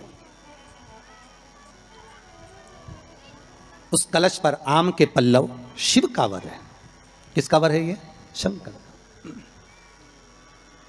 11 आम के जो पत्ते जिस डाली में लगे होते हैं, वो डाली कोमल सी डाली, 11 टुकड़े महाराज एक कच्चे सूत से लपेट कर 11 बार, उसका भाग जब उसको लपेट लोगे इस तरह से इकट्ठा करके, आगे का जो भाग है 11 बार कच्चा सूत लपेटने के बाद जो भाग पीछे का आगे का कोई भी हो, उसको शहद में डुबाकर शिव जी को समर्पित कर दो। किस जगह पर रखना है? अशोक सुंदरी वाली जगह। अशोक सुंदरी की जगह जानते हो आप लोग, पहले भी आपको बताया है, आज फिर आपको वर्णन कर दें। जैसे ये गोल जलाधारी है, ये शिवलिंग रखा है, ये 2 जहां से पानी बह रहा है बाबा के चरणारविंद, राइट में श्री गणेश जी का स्थान, लेफ्ट में कार्तिकेय का स्थान, बीच में अशोक सुंदरी की जगह। शंकर भगवान की 6 लड़कियां हैं, भगवान शंकर के 13 बच्चे, 13 बच्चों में से 6 लड़कियां, उस 6 लड़कियों में से एक लड़की का स्थान, भगवान शंकर की एक बेटी का स्थान, अशोक सुंदरी का स्थान सामने है। पद्म पुराण में स्पष्ट किया यह स्थान अशोक सुंदरी का। शंकर भगवान की जलाधारी में पार्वती जी का हस्तकमल, ऊपर से जो एक एक बूंद पानी गिरता है, यह शंकर भगवान की 5 लड़कियों का स्थान है, जया, विषहरा, शामरीबारी, दौतली और देव। शंकर भगवान की 5 लड़कियां भगवान शंकर के मस्तक पे जल की धार गिरा रही हैं। बीच में जो अशोक सुंदरी का स्थान है महाराज, उस जगह पर शहद का मुख, जो शहद आपने भिंगोया है, उस शहद का मुख शंकर जी की ओर कर कर इसी चैत्र के महीने में, इन्हीं नवरात्रि में शंकर भगवान के उस अशोक सुंदरी की जगह पर शहद का भाग शिव जी की ओर रख दें। महाराज अगर घर में संपदा की कमी हो या कोई पैसा खा गया हो, रुपया नहीं दे रहा हो, पैसा अटक गया हो, तो उस शहद को शिव जी की ओर मुख कर कर उस आम के पल्लव की जो डंडी है उसको 11 डंडी को वहां रख दीजिए और उससे अपनी कामना कर कर आ जाइए। हो सके उस शहद में से थोड़ा सा शहद किसी रुमाल पर, किसी कपड़े में लगाकर उसको रख लीजिए। जिस व्यक्ति से पैसे लेना है, जिस व्यक्ति से पैसे मांग रहे हो, उससे एक बार जाकर मिल लीजिए, एक बार उसको खबर कर दीजिए। बाबा चाहेगा भोलेनाथ तो नवरात्रि में ही पैसा वापिस आ जाएगा, अगर शिव कृपा कर देते। ये बाबा की करुणा। आम का पल्लव कोई साधारण नहीं जिसको कलश के ऊपर रखा जाता है, शिव की कृपा। जिस आम के पेड़ पर स्वयं कामदेव चढ़कर भगवान शंकर के तीसरे नेत्र द्वारा जलकर भस्म हो जाते हैं, वो आम का पेड़ साधारण नहीं हो सकता। आम के पल्लव को बाबा ने विराजमान किया। अब आया है उसके ऊपर क्या रखते हो? श्रीफल, नारियल, ठीक है। नारियल कौन? अब उसका भी प्रसंग शिव महापुराण में, स्कंद पुराण में बड़ा सुंदर है, ठीक है। भगवान शंकर और पार्वती विराजमान है कैलाश पर्वत पर।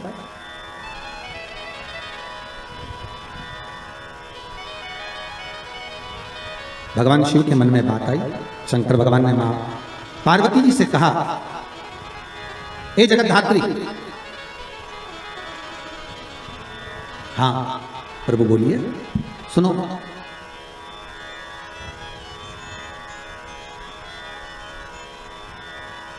पार्वती जी का एक नाम है हेमलता। क्या नाम है? हेमलता। कई लोगों ने पूछा कि ये जो पार्वती जी का हेमलती जो नाम है, नाम का हेमलती, अब उसको कर दिया हेमलता, है ना। तो ये माता पार्वती का हेमलती नाम किस जगह पर पड़ा? तो देवी भागवत में आता है कि जिस जगह पर शंकर भगवान ने पार्वती से एक बात कही कि हमारा मन है कि हम दोनों बालकों की परीक्षा लें, और पार्वती जी ने जब भगवान शिव से कहा कि बच्चों की परीक्षा क्यों लें, संतान अपनी है और इनकी परीक्षा हम क्यों लें, किससे?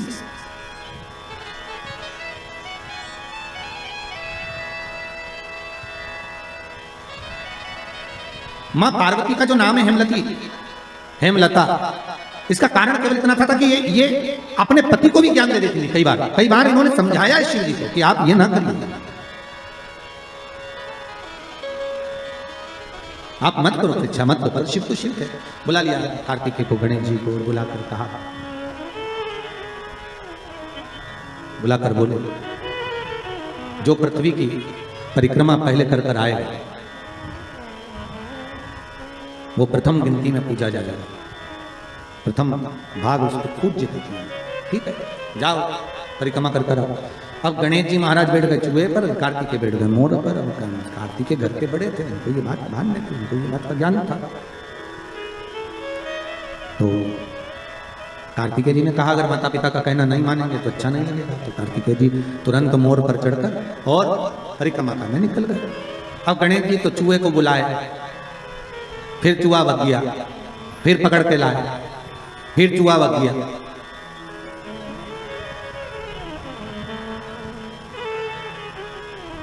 अच्छा, गणेश पुराण में लिखा है नंदी और भृंगी, शंकर भगवान के ये दोनों गण इतने एबले थे महाराज कि गणेश जी जब जब चूहे पे बैठते थे और नंदी और भृंगी चूहे को अपने पास खिलाने के लिए बुला लेते।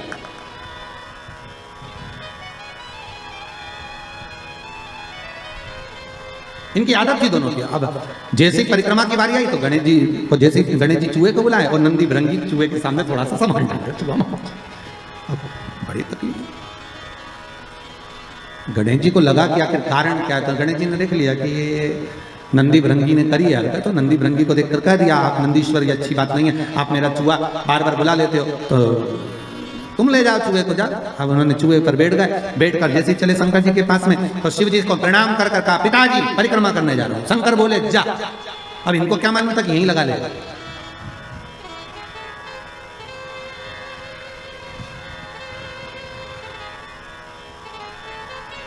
अब उनको क्या मालूम था कि यहीं लगा लेगा। होता है जैसे कि किसी एक दुबले पतले व्यक्ति को कहीं मालूम पड़े सेना में सम्मिलित कर दिया, उसको बहुत दुबला पतला,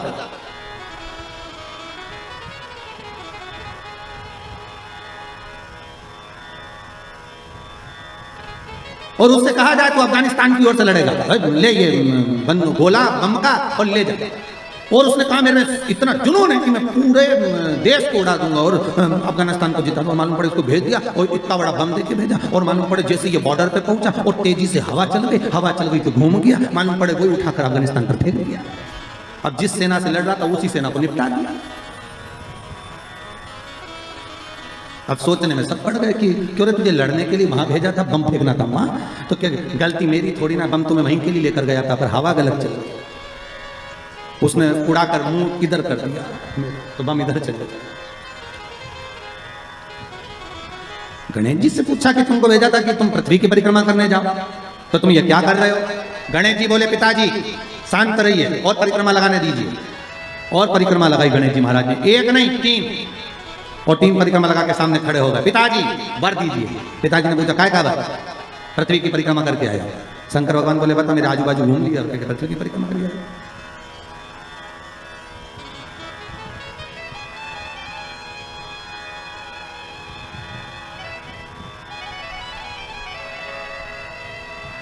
तो ये होता है कभी कभी। रामचरितमानस में केवट का चरित्र आता है ना, केवट ने राम जी को नाव में बिठाया, या घाट से लेके चले वह घाट पर जाए, वह घाट से वापस घुमा के ये घाट पे ले जाए, इस घाट से उस घाट पे ले जाए, उस घाट से इस घाट पे ले जाए, बड़ा बार बार घुमा दिया वो नाव को। अच्छा, केवट की नाव जो अच्छी नाव थी वो तो भगवान ने छोड़ दी थी, वो केवट की नाव में बैठे तो वो नाव भी ऐसी थी कि उसमें बीच में छेद था। और लक्ष्मण जी ने कहा भी था भैया इसकी नाव में मत बैठो, छेद है। राम जी बोले कितना दयालु है बेचारा, कैसा सजा, एकांत में बैठा, इसी की नाव में बैठूंगा मैं तो बस बैठू। लक्ष्मण जी ने मना भी करा और जैसे ही लक्ष्मण जी ऊपर चढ़े तो केवट ने अपना पिछोड़ा उतार के दे दिया, लो लक्ष्मण भैया। लक्ष्मण जी ने पूछा यह काय के लिए कि नाव में छेद है, पानी भराएगा तुम भरते जाना, निचोड़ते जाना। और लक्ष्मण जी वो पानी को बार बार निचोड़ रहे बार, और वो नाव को घुमाते जा रही है यहाँ से वहां, बार बार इधर जाए उधर। तो इतने में सबसे ज्यादा गुस्सा किसको आना चाहिए बोलो, लक्ष्मण को आना चाहिए कि बताओ हम तो निचोड़ के मर जाए।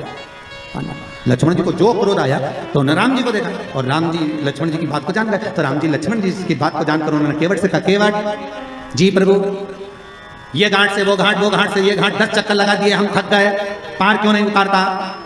केवट बोला वाह प्रभु, तुम 10 चक्कर में थक गए, हमें 84 के चक्कर में पड़ो, हम नहीं थके। राम जी बोले बहुत बेकार है, इससे मुंह मिलाना ही बेकार। राम जी नीचे बैठ गए। राम जी ने लक्ष्मण को इशारे ने बोला तू बोल। और लक्ष्मण जी उठ के खड़े हो गए, धनुष को बांध लेकर रुक जा, अभी तेरे प्राणों को हटाऊं, अभी प्राणों को हटाऊं तेरे। क्या समझता है तू? परेशान कर रखा है, पार क्यों नहीं करता? इतने में केवट बोले हे भैया लक्ष्मण, क्रोध तो दिखाना मत और ये समझना मत कि हम तुम्हें पहचानते नहीं है। तुम पूर्व में शेषनाग, ये भगवान राम भगवान विष्णु है और ये मैया सीता लक्ष्मी जी, ये चरण दबा रही थी, ये सो रहे थे आप शेषनाग के ऊपर, हम कछुआ थे दर्शन करने आए, आपने इतनी तेज फुंकारा, मर गए तो केवट बन गए। तुम्हारे फुनकार से मरे तो केवट बने और अभी भी घाटे में नहीं जाएंगे। तुम मार भी दोगे तो बेकुंठी जाएंगे, पर घाटा तुम्हारा है, हमारी कोई औलाद नहीं है। हम मर गए तो हमारी पत्नी अंतिम संस्कार भी तुमसे कराएगी और 12वें का भोजन भी तुम्हें जिमाएगी। राम जी ने कहा लक्ष्मण नीचे बैठ जा रहे, नीचे बैठ जा। तब माता सीता ने कहा लक्ष्मण भाई केवट भैया पार उतारो। तब पार उतार तो यहाँ कोई प्रसंग है, अब परिक्रमा लगा कर आकर खड़े होकर के आशीर्वाद दे। तो पूछा आशीर्वाद क्यों? तो कहा प्रभु हमने परिक्रमा करी। तो शंकर भगवान बोले आजू बाजू घूम लिया और क्या परिक्रमा कर लिया, इसको कोई परिक्रमा करता है? गणेश जी बोले और नहीं तो माता पिता में आकाश, माता पिता में पाताल, माता पिता में पृथ्वी, सब तो माता पिता में और सब माता पिता में, इसलिए आपकी लगा ली सबकी हो गई। शंकर जी खुश हो गए, शंकर जी ने आशीर्वाद दे दिया। अच्छा, बच्चों पर माँ बहुत देर में खुश होती है, पर पिता तुरंत पर्स खोल के 500 का नोट दे दे, जा। माता और पिता में अंतर है। मम्मी पहले पूछेगी काय के पैसे चाहिए, ट्यूशन के, तो ट्यूशन के पैसे मैं दे दूंगी, पहले ट्यूशन वाली मिस का फोन तो आने दे मैडम का। मम्मी तू बार बार बस फोन का इंतजार कर दे, मैडम नेट से बोली पैसे लेके आना मत दे, पापा के पास। पापा हाँ बेटा 500 रुपये चाहिए खाई के लिए, मैडम ने मैडम ये मम्मी भी माता को जा रहे 50 बार बोलती है इसको पैसे मत दिया करो, बच्चा बिगड़ जाएगा, पहले मुझसे तो पूछा करो। इतने में पति पत्नी से बोला अरे जगदम्बा कितनी बात पूछो तुझसे, तू शांति रखा, मैंने दे दिया ना 500, देख लेंगे जो होगा। तो शंकर भगवान ने तुरंत वर दे दिया, प्रथम गिनती में तुम गिने जाओगे तथास्तु। पार्वती जी को तो मालूम ही नहीं पड़ा कि कब वर दे दिया, नहीं तो पार्वती जी तो खड़ी हो जाए। अब आ गए कार्तिक। कार्तिक ने आकर कहा दंडवत करता हूं पिता, प्रणाम, हम तुम्हें देवताओं की सेना के सेनापति बनाते हैं। कार्तिकेय की आंख से अश्रु बहे। देवताओं की सेना के सेनापति, क्या मैं प्रथम गिनती में नहीं आऊंगा? नहीं, क्यों? गणेश जी ने प्रथम गिनती में आ गए, गणेश जी ने परिक्रमा कर ली। किसकी करी? हमारी। पिताजी आपने कहा था पृथ्वी की परिक्रमा कर जो आएगा प्रथम गिनती में गिना जाएगा, तो पहली परिक्रमा पृथ्वी की तुमने नहीं करी, फिर गणेश ने नहीं। पार्वती जी उड़ गई, क्या बात है कार्तिक है? कार्तिक ने कहा माँ पिताजी ने गलत निर्णय दे दिया। क्या गलत निर्णय दिया? गणेश जी को प्रथम गिनती में दे दिया और मैं परिक्रमा कर कर आया। सारी बात मालूम पड़ गई कि गणेश जी ने चूहे पर बैठकर शंकर पार्वती की परिक्रमा करी, ये हुआ वो हुआ, सब मालूम पड़ गया। पार्वती मैया की आंख में से आंसू बहने लगा। पार्वती उठकर खड़ी होकर शंकर भगवान से बोली प्रभु बहुत भोले हो आप, इसलिए आपका नाम भोला शंकर है, बहुत भोले। एक बेटे को भेज दिया पृथ्वी की परिक्रमा करना और दूसरे बेटे ने आपकी परिक्रमा करी और आपने उसे वर प्रदान कर दी। इतने भोले, पुत्रों में भेद कर दिया।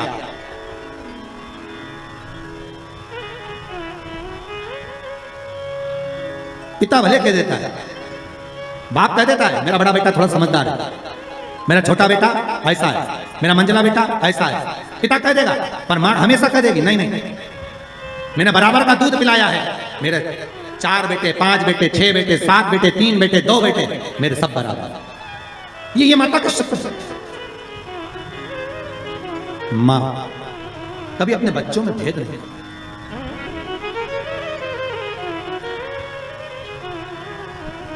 पूत कपूत सुने हैं पर ना माता सुनी को माता। मां कभी कुमाता नहीं सुनी। पूत कपूत हो सकता है पर मां मां है। जगत जननी मां पार्वती खड़ी हो गई और इस कथा से बहुत सीखने को मिलता है। शिव महापुराण का यह चरित्र बहुत सिखाने का ये है कि माता पिता की दृष्टि में कभी बच्चों के प्रति भेद न करना। कभी मत कहना माँ से निवेदन है कि मेरा बड़ा बेटा अच्छा कि छोटा अच्छा, मंझला अच्छा कि संजला अच्छा, कभी मत कहना। क्यों? क्योंकि गेंद कभी भी किसी भी पाले में जा सकती है और किसी भी बहू से पाला पड़ सकता है। आप कमी मत करो, आपके 4-5 बच्चे हैं, आप हमेशा अच्छा बोलो मेरे बच्चे सब बढ़िया, बड़ा बेटा बहुत बढ़िया, बड़ी बहू बहुत बढ़िया, छोटी बहू बहुत बढ़िया, उससे छोटी बहुत बढ़िया, उससे छोटी बहुत बढ़िया। क्यों? अपने को करना क्या, जिस बहू के यहाँ जाओ रबड़ी खाओ वापिस आ जाओ, अपन बुरा भला करना। बहुत बढ़िया, क्या चलता,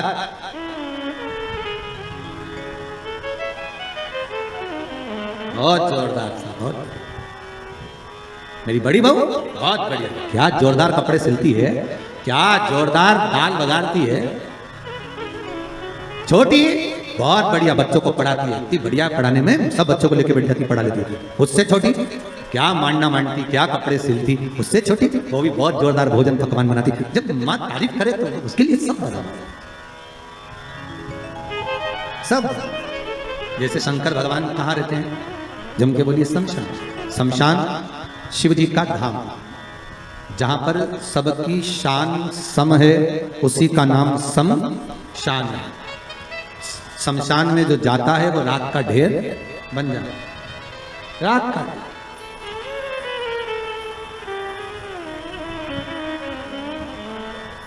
अच्छे से अच्छा पैसे वाला भी मां पहचान में नहीं आता कि ये करोड़पति है। लकड़ी की जगह नोट थोड़ी ना लगाएगा। और गरीब भी है ना, तो वहां पहचान में नहीं आता कि ये गरीब है। वहां तो एक जैसी चादर है, सफेद कपड़ा उड़ा दिया, लाल कपड़ा उड़ा दिया, चिता पर सुला दिया, आग लग गई, एक जैसे। कपड़े में भले चमक ना हो, पर चेहरे की चमक बता देती है कि ये कौन है। फिर वही बात कहूंगा, क्रीम की चमक 15 दिन, 20 दिन, 1 महीने रहेगी, पर अच्छे कर्म की चमक जीवन पर्यंत रहेगी। आपका कर्म हमेशा चमकता रहेगा। आप अच्छे कर्म करते रहिए, दान पुण्य सत्कर्म भजन कीर्तन स्मरण। ये श्वास चली ना चली, अंतिम श्वास कौन सी है किसको मालूम? 21,600 श्वास में से आखिरी श्वास कौन सी है किसी को नहीं मालूम। अंतिम श्वास कौन सी है ये किसको मालूम? थोड़ा रिटर्न बढ़ाइए भाई। अंतिम सांस कौन सी है ये किसको मालूम? किसने देखे कि आखिरी श्वास कौन सी है? बस श्वास श्वास में राम कहो और वृथा जन्म मत खोए, ना जाने इस श्वास का फिर आवन होए ना। 21,600 श्वास जो मनुष्य के शरीर से प्रतिदिन निकल रही है, हर श्वास को ऐसे भजना भगवान का नाम कि अंतिम कौन सी हो। दान पुण्य संकीर्तन स्मरण अपने हाथों से कर लिया। और अब तो ये कोरोना महामारी में तो और नहीं मालूम पड़ रहा कि कब मालूम पड़े 13 ब्राह्मण भी जिम पाएंगे कि नहीं जिम पाएंगे, वो स्थिति। कई भक्तों के फोन आते हैं, गुरुजी वो कोरोना महामारी में वो शांत हो गए, अब ब्राह्मण कैसे जिमे? वो आए ना तो तैयार नहीं, ब्राह्मण आएंगे नहीं। हमने भी कहा मत बुला, नहीं आएगा तो, क्योंकि उस महामारी में कौन आएगा तुम्हारे? क्या करें? दान पुण्य स्मरण तक नहीं होगा। क्या कर लिया हाथों से तो कर लिया जीवन का। पार्वती जी ने कहा ये आपने श्रेष्ठ नहीं किया। पार्वती जी बोली मुझे अच्छा नहीं लगा आपने निर्णय जो दिया। क्या चाहती हो पार्वती? पार्वती जी कहती हैं आज मुझे एक वर देना पड़ेगा। बोलिए क्या वर चाहिए? भोलेनाथ मुझे वर ये चाहिए कि आज के बाद आपकी कोई परिक्रमा ही ना करे। मुझे वर दे दो कि शंकर की परिक्रमा कभी नहीं होगी।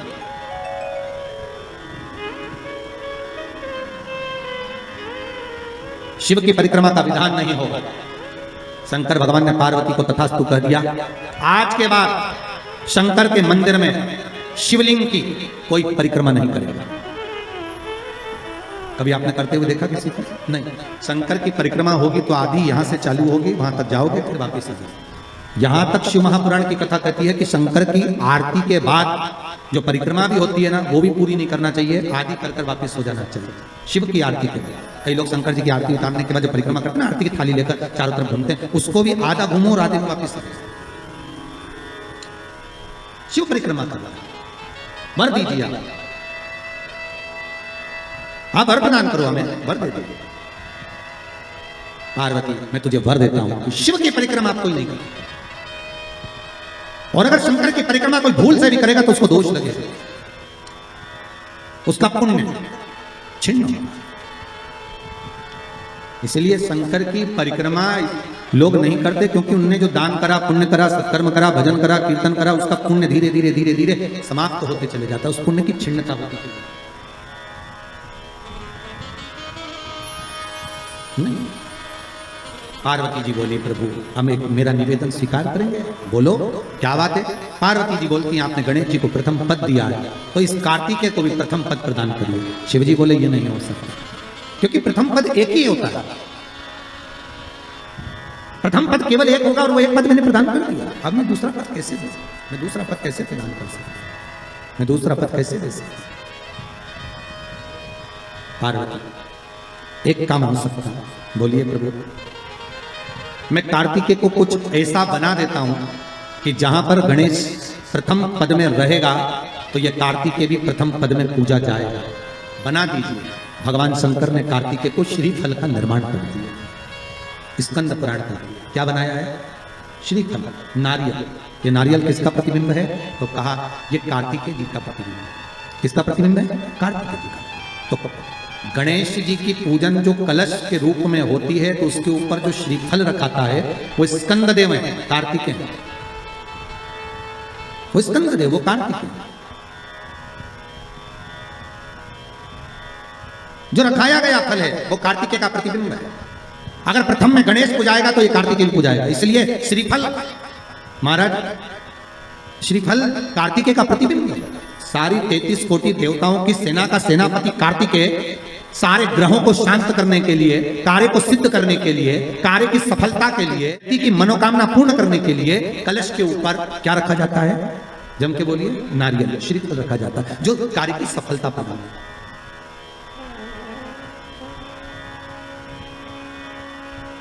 सबसे पहली नवरात्रि का व्रत किसने किया था? उत्तर दीजिए। सबसे पहला नवरात्रि का व्रत, नवरात्रि की उपासना सबसे पहले किसने करी थी? भगवान राम ने। अश्विन के नवरात्रि में भगवान राम ने 9 दिन तक कलश की स्थापना कर कर लंकाधिपति रावण को मारने के लिए मां जगत जननी की आराधना करी। भगवान राम ने मां जगत जननी की आराधना, मां जगदम्बा की आराधना। और कहते हैं मेरे राम ने प्रतिदिन मां आद्यशक्ति को निमंत्रण दिया और मां जगतजननी से विनती निवेदन कर कर कहा कि आपको प्रतिदिन आना पड़ेगा। इसलिए देवी भागवत में लिखा है कि नवरात्रि में एक दिन, जैसे प्रतिपदा है, पहला दिन है तो 1 कन्या का पूजन करो, द्वितीया है तो 2 कन्या का पूजन करो, तृतीया है तो 3 कन्या का पूजन करो, चतुर्थी है तो 4 कन्या का पूजन करो, पंचमी है 5 कन्या का पूजन करो, छठ है 6 कन्या का पूजन करो, सप्तमी है 7 कन्या का पूजन करो, अष्टमी है 8 कन्या का पूजन करो, नवमी है, जम के बोलो, 9 कन्याओं का पूजन करो। और अगर इस तरह से आप पूजन नहीं कर सकते नवरात्रि में तो 9 कन्याओं का पूजन एक साथ या तो अष्टमी के दिन या नवमी के दिन कर दो, या मध्य में, बीच में भी आप कर सकते हो एक साथ। पर अगर आपकी कोई कामना है, आपकी कोई इच्छा है, मालूम पड़े, जैसे कई लोग कहते हैं कि हमारी इच्छा है, हमारी वो मकान नहीं बिक रहा, या हमारी वो जमीन नहीं खरीदी जा रही, या हमारी कोई कंपनी नहीं डल रही, या हमारे काम में ये अड़चन आ रही है, तो नवरात्रि में, 4 नवरात्रि में से किसी भी नवरात्रि में आप नियम बना लो कि एक कलश की स्थापना कर कर एक दिन में 1 कन्या का पूजन कर कर उसको भोजन कराना, लाल वस्त्र देना, लाल चुनरी देना, दूसरे दिन में 2 कन्याओं का पूजन कर कर लाल वस्त्र ओढ़ाना, लाल चुनरी देना, तीसरे दिन में 3, चौथे दिन में 4, पांचवें दिन में 5, ऐसे 7-9 दिन तक एक एक कन्याओं के क्रम को बढ़ाते बढ़ाते बढ़ाते बढ़ाते आप उस पूजन का विधान प्रबल कर सकते। आज किसी का फोन था सुबह, तो कोई कह रहे थे कि हमें गुरुजी से बात कराओ, तो समीर जी ने बताया कि फोन आया था और वो बोल रहे थे कि हमें नवरात्रि में अगर मान लो कोई साधना करना हो तो कौन सी साधना करना चाहिए, हम किसकी आराधना करें, हम 9 दिन तक किसकी साधना करें। तो अगर बन सके तो देवी भागवत में सबसे सुंदर साधना यही है कि हम एक दिन में 1 कन्या के चरण धोकर पूजन कर कर उस कन्या को भोजन कराकर उसका स्मरण करें।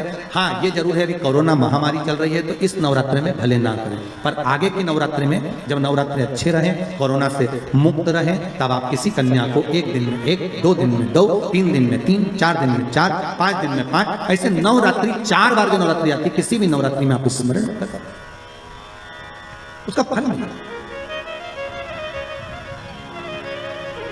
उसका फल होगा।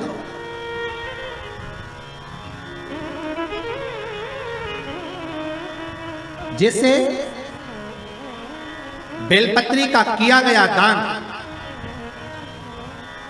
छिन्न नहीं माना गया, किस चीज का दान? जम के बोलिए जरा। बेलपत्र। बेलपत्री का किया गया दान छिन्न दान नहीं है, समाप्ति नहीं होती। बेलपत्री अगर आपने कोई आपसे कहा जी जी तुम्हारे यहाँ बेलपत्री लगी है, जरा 8-10 दे दोगी क्या? बिल्कुल। और उससे कहो बेलपत्र तू मत तोड़, हम तोड़ कर देते, और अपने हाथ से बेलपत्र निकाल कर उसको दो दान। ये छिन्न दान नहीं है, ये समाप्त नहीं होता। ये बेलपत्र का दान अविरल दान बढ़ता है, सुख का भान करता है। ये छिन्न होने वाला नहीं अभी। हम जजमानों को भी कई बार कहते हैं कि आप लोग तो बड़े धनभागी हो, शिव महापुराण की कथा जैसे अभी इस परिवार में हो रही है, हम तो इनसे भी कहेंगे कि आपके पूर्वजों का कोई पुण्य होगा। साफ सारी पुराणे, सारे शास्त्र 7 पीढ़ी को तार देते हैं। शिव महापुराण के लिए स्कंद पुराण में कहा ये 71 पीढ़ी को तार देती है। 71 पीढ़ी तर जाती है मात्र एक बार शिव शंकर की कथा का स्मरण करने पर, शिव महापुराण को श्रवण करने पर। 71 पीढ़ी।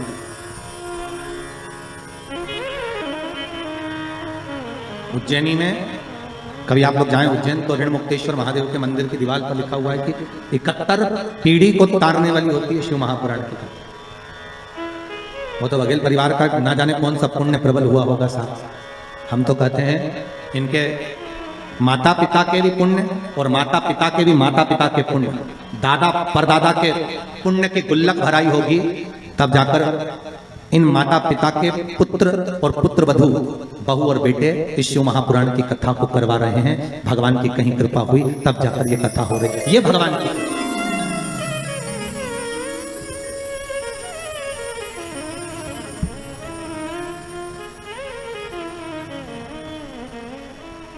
प्रभु की कृपा बिना नहीं हो सकती। करुणा सागर करुणा करा है तो प्राप्त हो।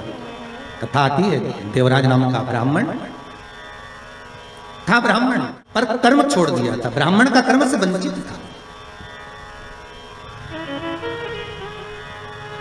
चोरी का धन लेकर आता, शरीर में ताप पड़ गया, शिव मंदिर के अंदर प्रवेश कर गया। बहुत ठंड सी लगी, मंदिर में दुबक कर बैठ गए।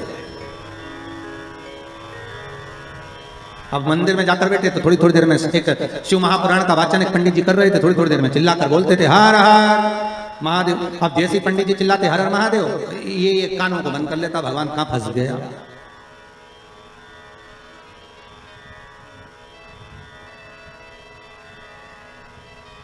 अच्छा, कोई शिव महापुराण की कथा भी पुराण की कथा ही है। शंकर की कथा में जितने भी आते हैं सब गणों से कम थोड़ी है। शंकर वाचने, शिव पुराण को वाचने वाले भी शिव, और शंकर के साथ रहने वाले भी गण हैं, और जितने श्रोता वो भी शंकर ही हैं, तो सब शिव का ही तो सुनते हैं। अब इनको साधना, फिर कथा रस तत्व को श्रवण करना। अच्छा, एक तो महाराज कहीं शहर में कथा होना उसमें अंतर होता है, गांव में कथा हो उसमें अंतर होता है। और गांव में भी कथा हो तो गांव के अंदर भी गांव, और गांव के अंदर फिर गांव,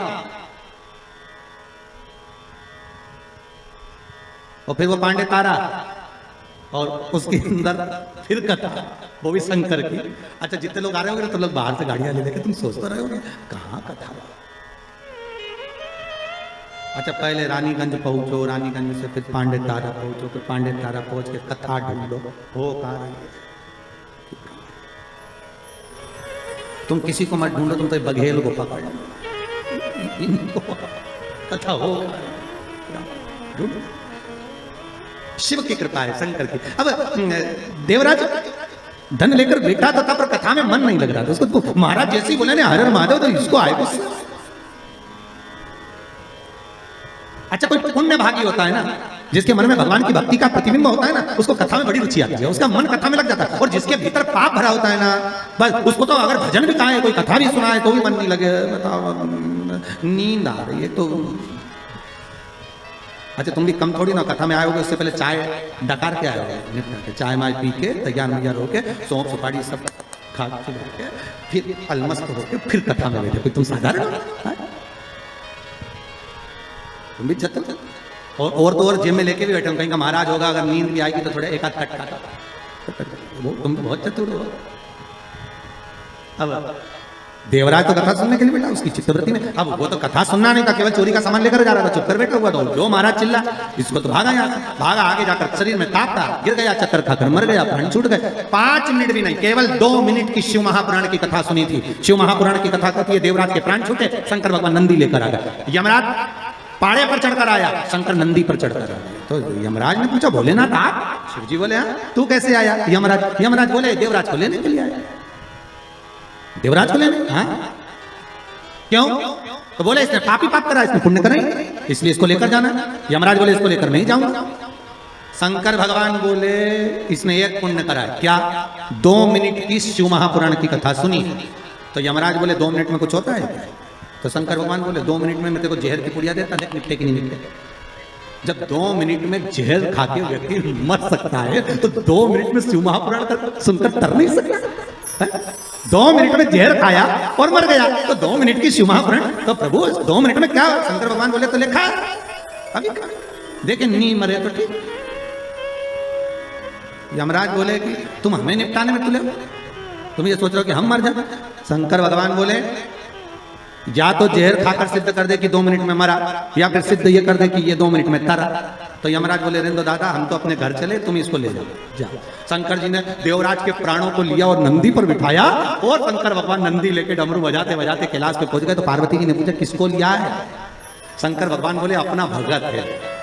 पार्वती जी बोली इतने कम है पांडे तारा, ये ढेर इतने कम थे और पकड़ के लिया। शंकर भगवान बोले ये तो मेरे भगत है, जो शंकर की कथा को श्रवण करता है, शिव महापुराण को दिल से सुन लेता है। शंकर कहते हैं वो वैकुंठ नहीं, शंकर कहते हैं मेरे कैलाश पर हमेशा रहता है, मेरे साथ में रहता है। वो सहज कहां हो सकता है? मेरे अपने। पार्वती जी बोली अपने रहने की तो जगह नहीं, गुफा के अंदर तो अपन रह रहे, और पकड़ के लिया इसको। शंकर भगवान बोले पार्वती थोड़ा आन दो। पार्वती जी बोली सबको आन दो और अपन बाहर जान दो। शिव जी बोले पार्वती यही तो आनंद है, यही सी।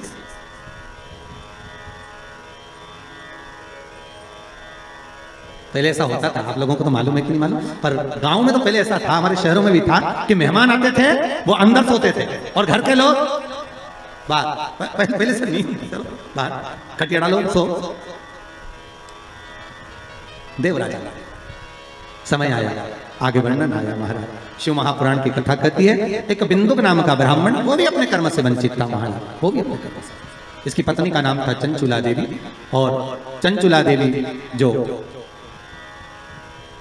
पति के प्राण पानी में डूबने से चले गए, बिंदु चंचुला शंकर की कथा सुनकर उसने भी अपने प्राणों को त्याग दिया।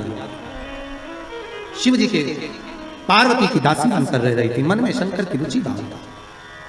पार्वती जी ने पूछ लिया तुम मौन क्यों? मुझे कथा सुना।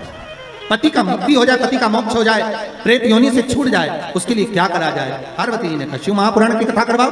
तुमरुका जी को जाकर निवेदन करा। तुमरुका जी ने शिव महापुराण की कथा का रसस्वादन कराया। आपको फिर निवेदन करूंगा, ये तुमरुका नाम कोई साधारण नहीं।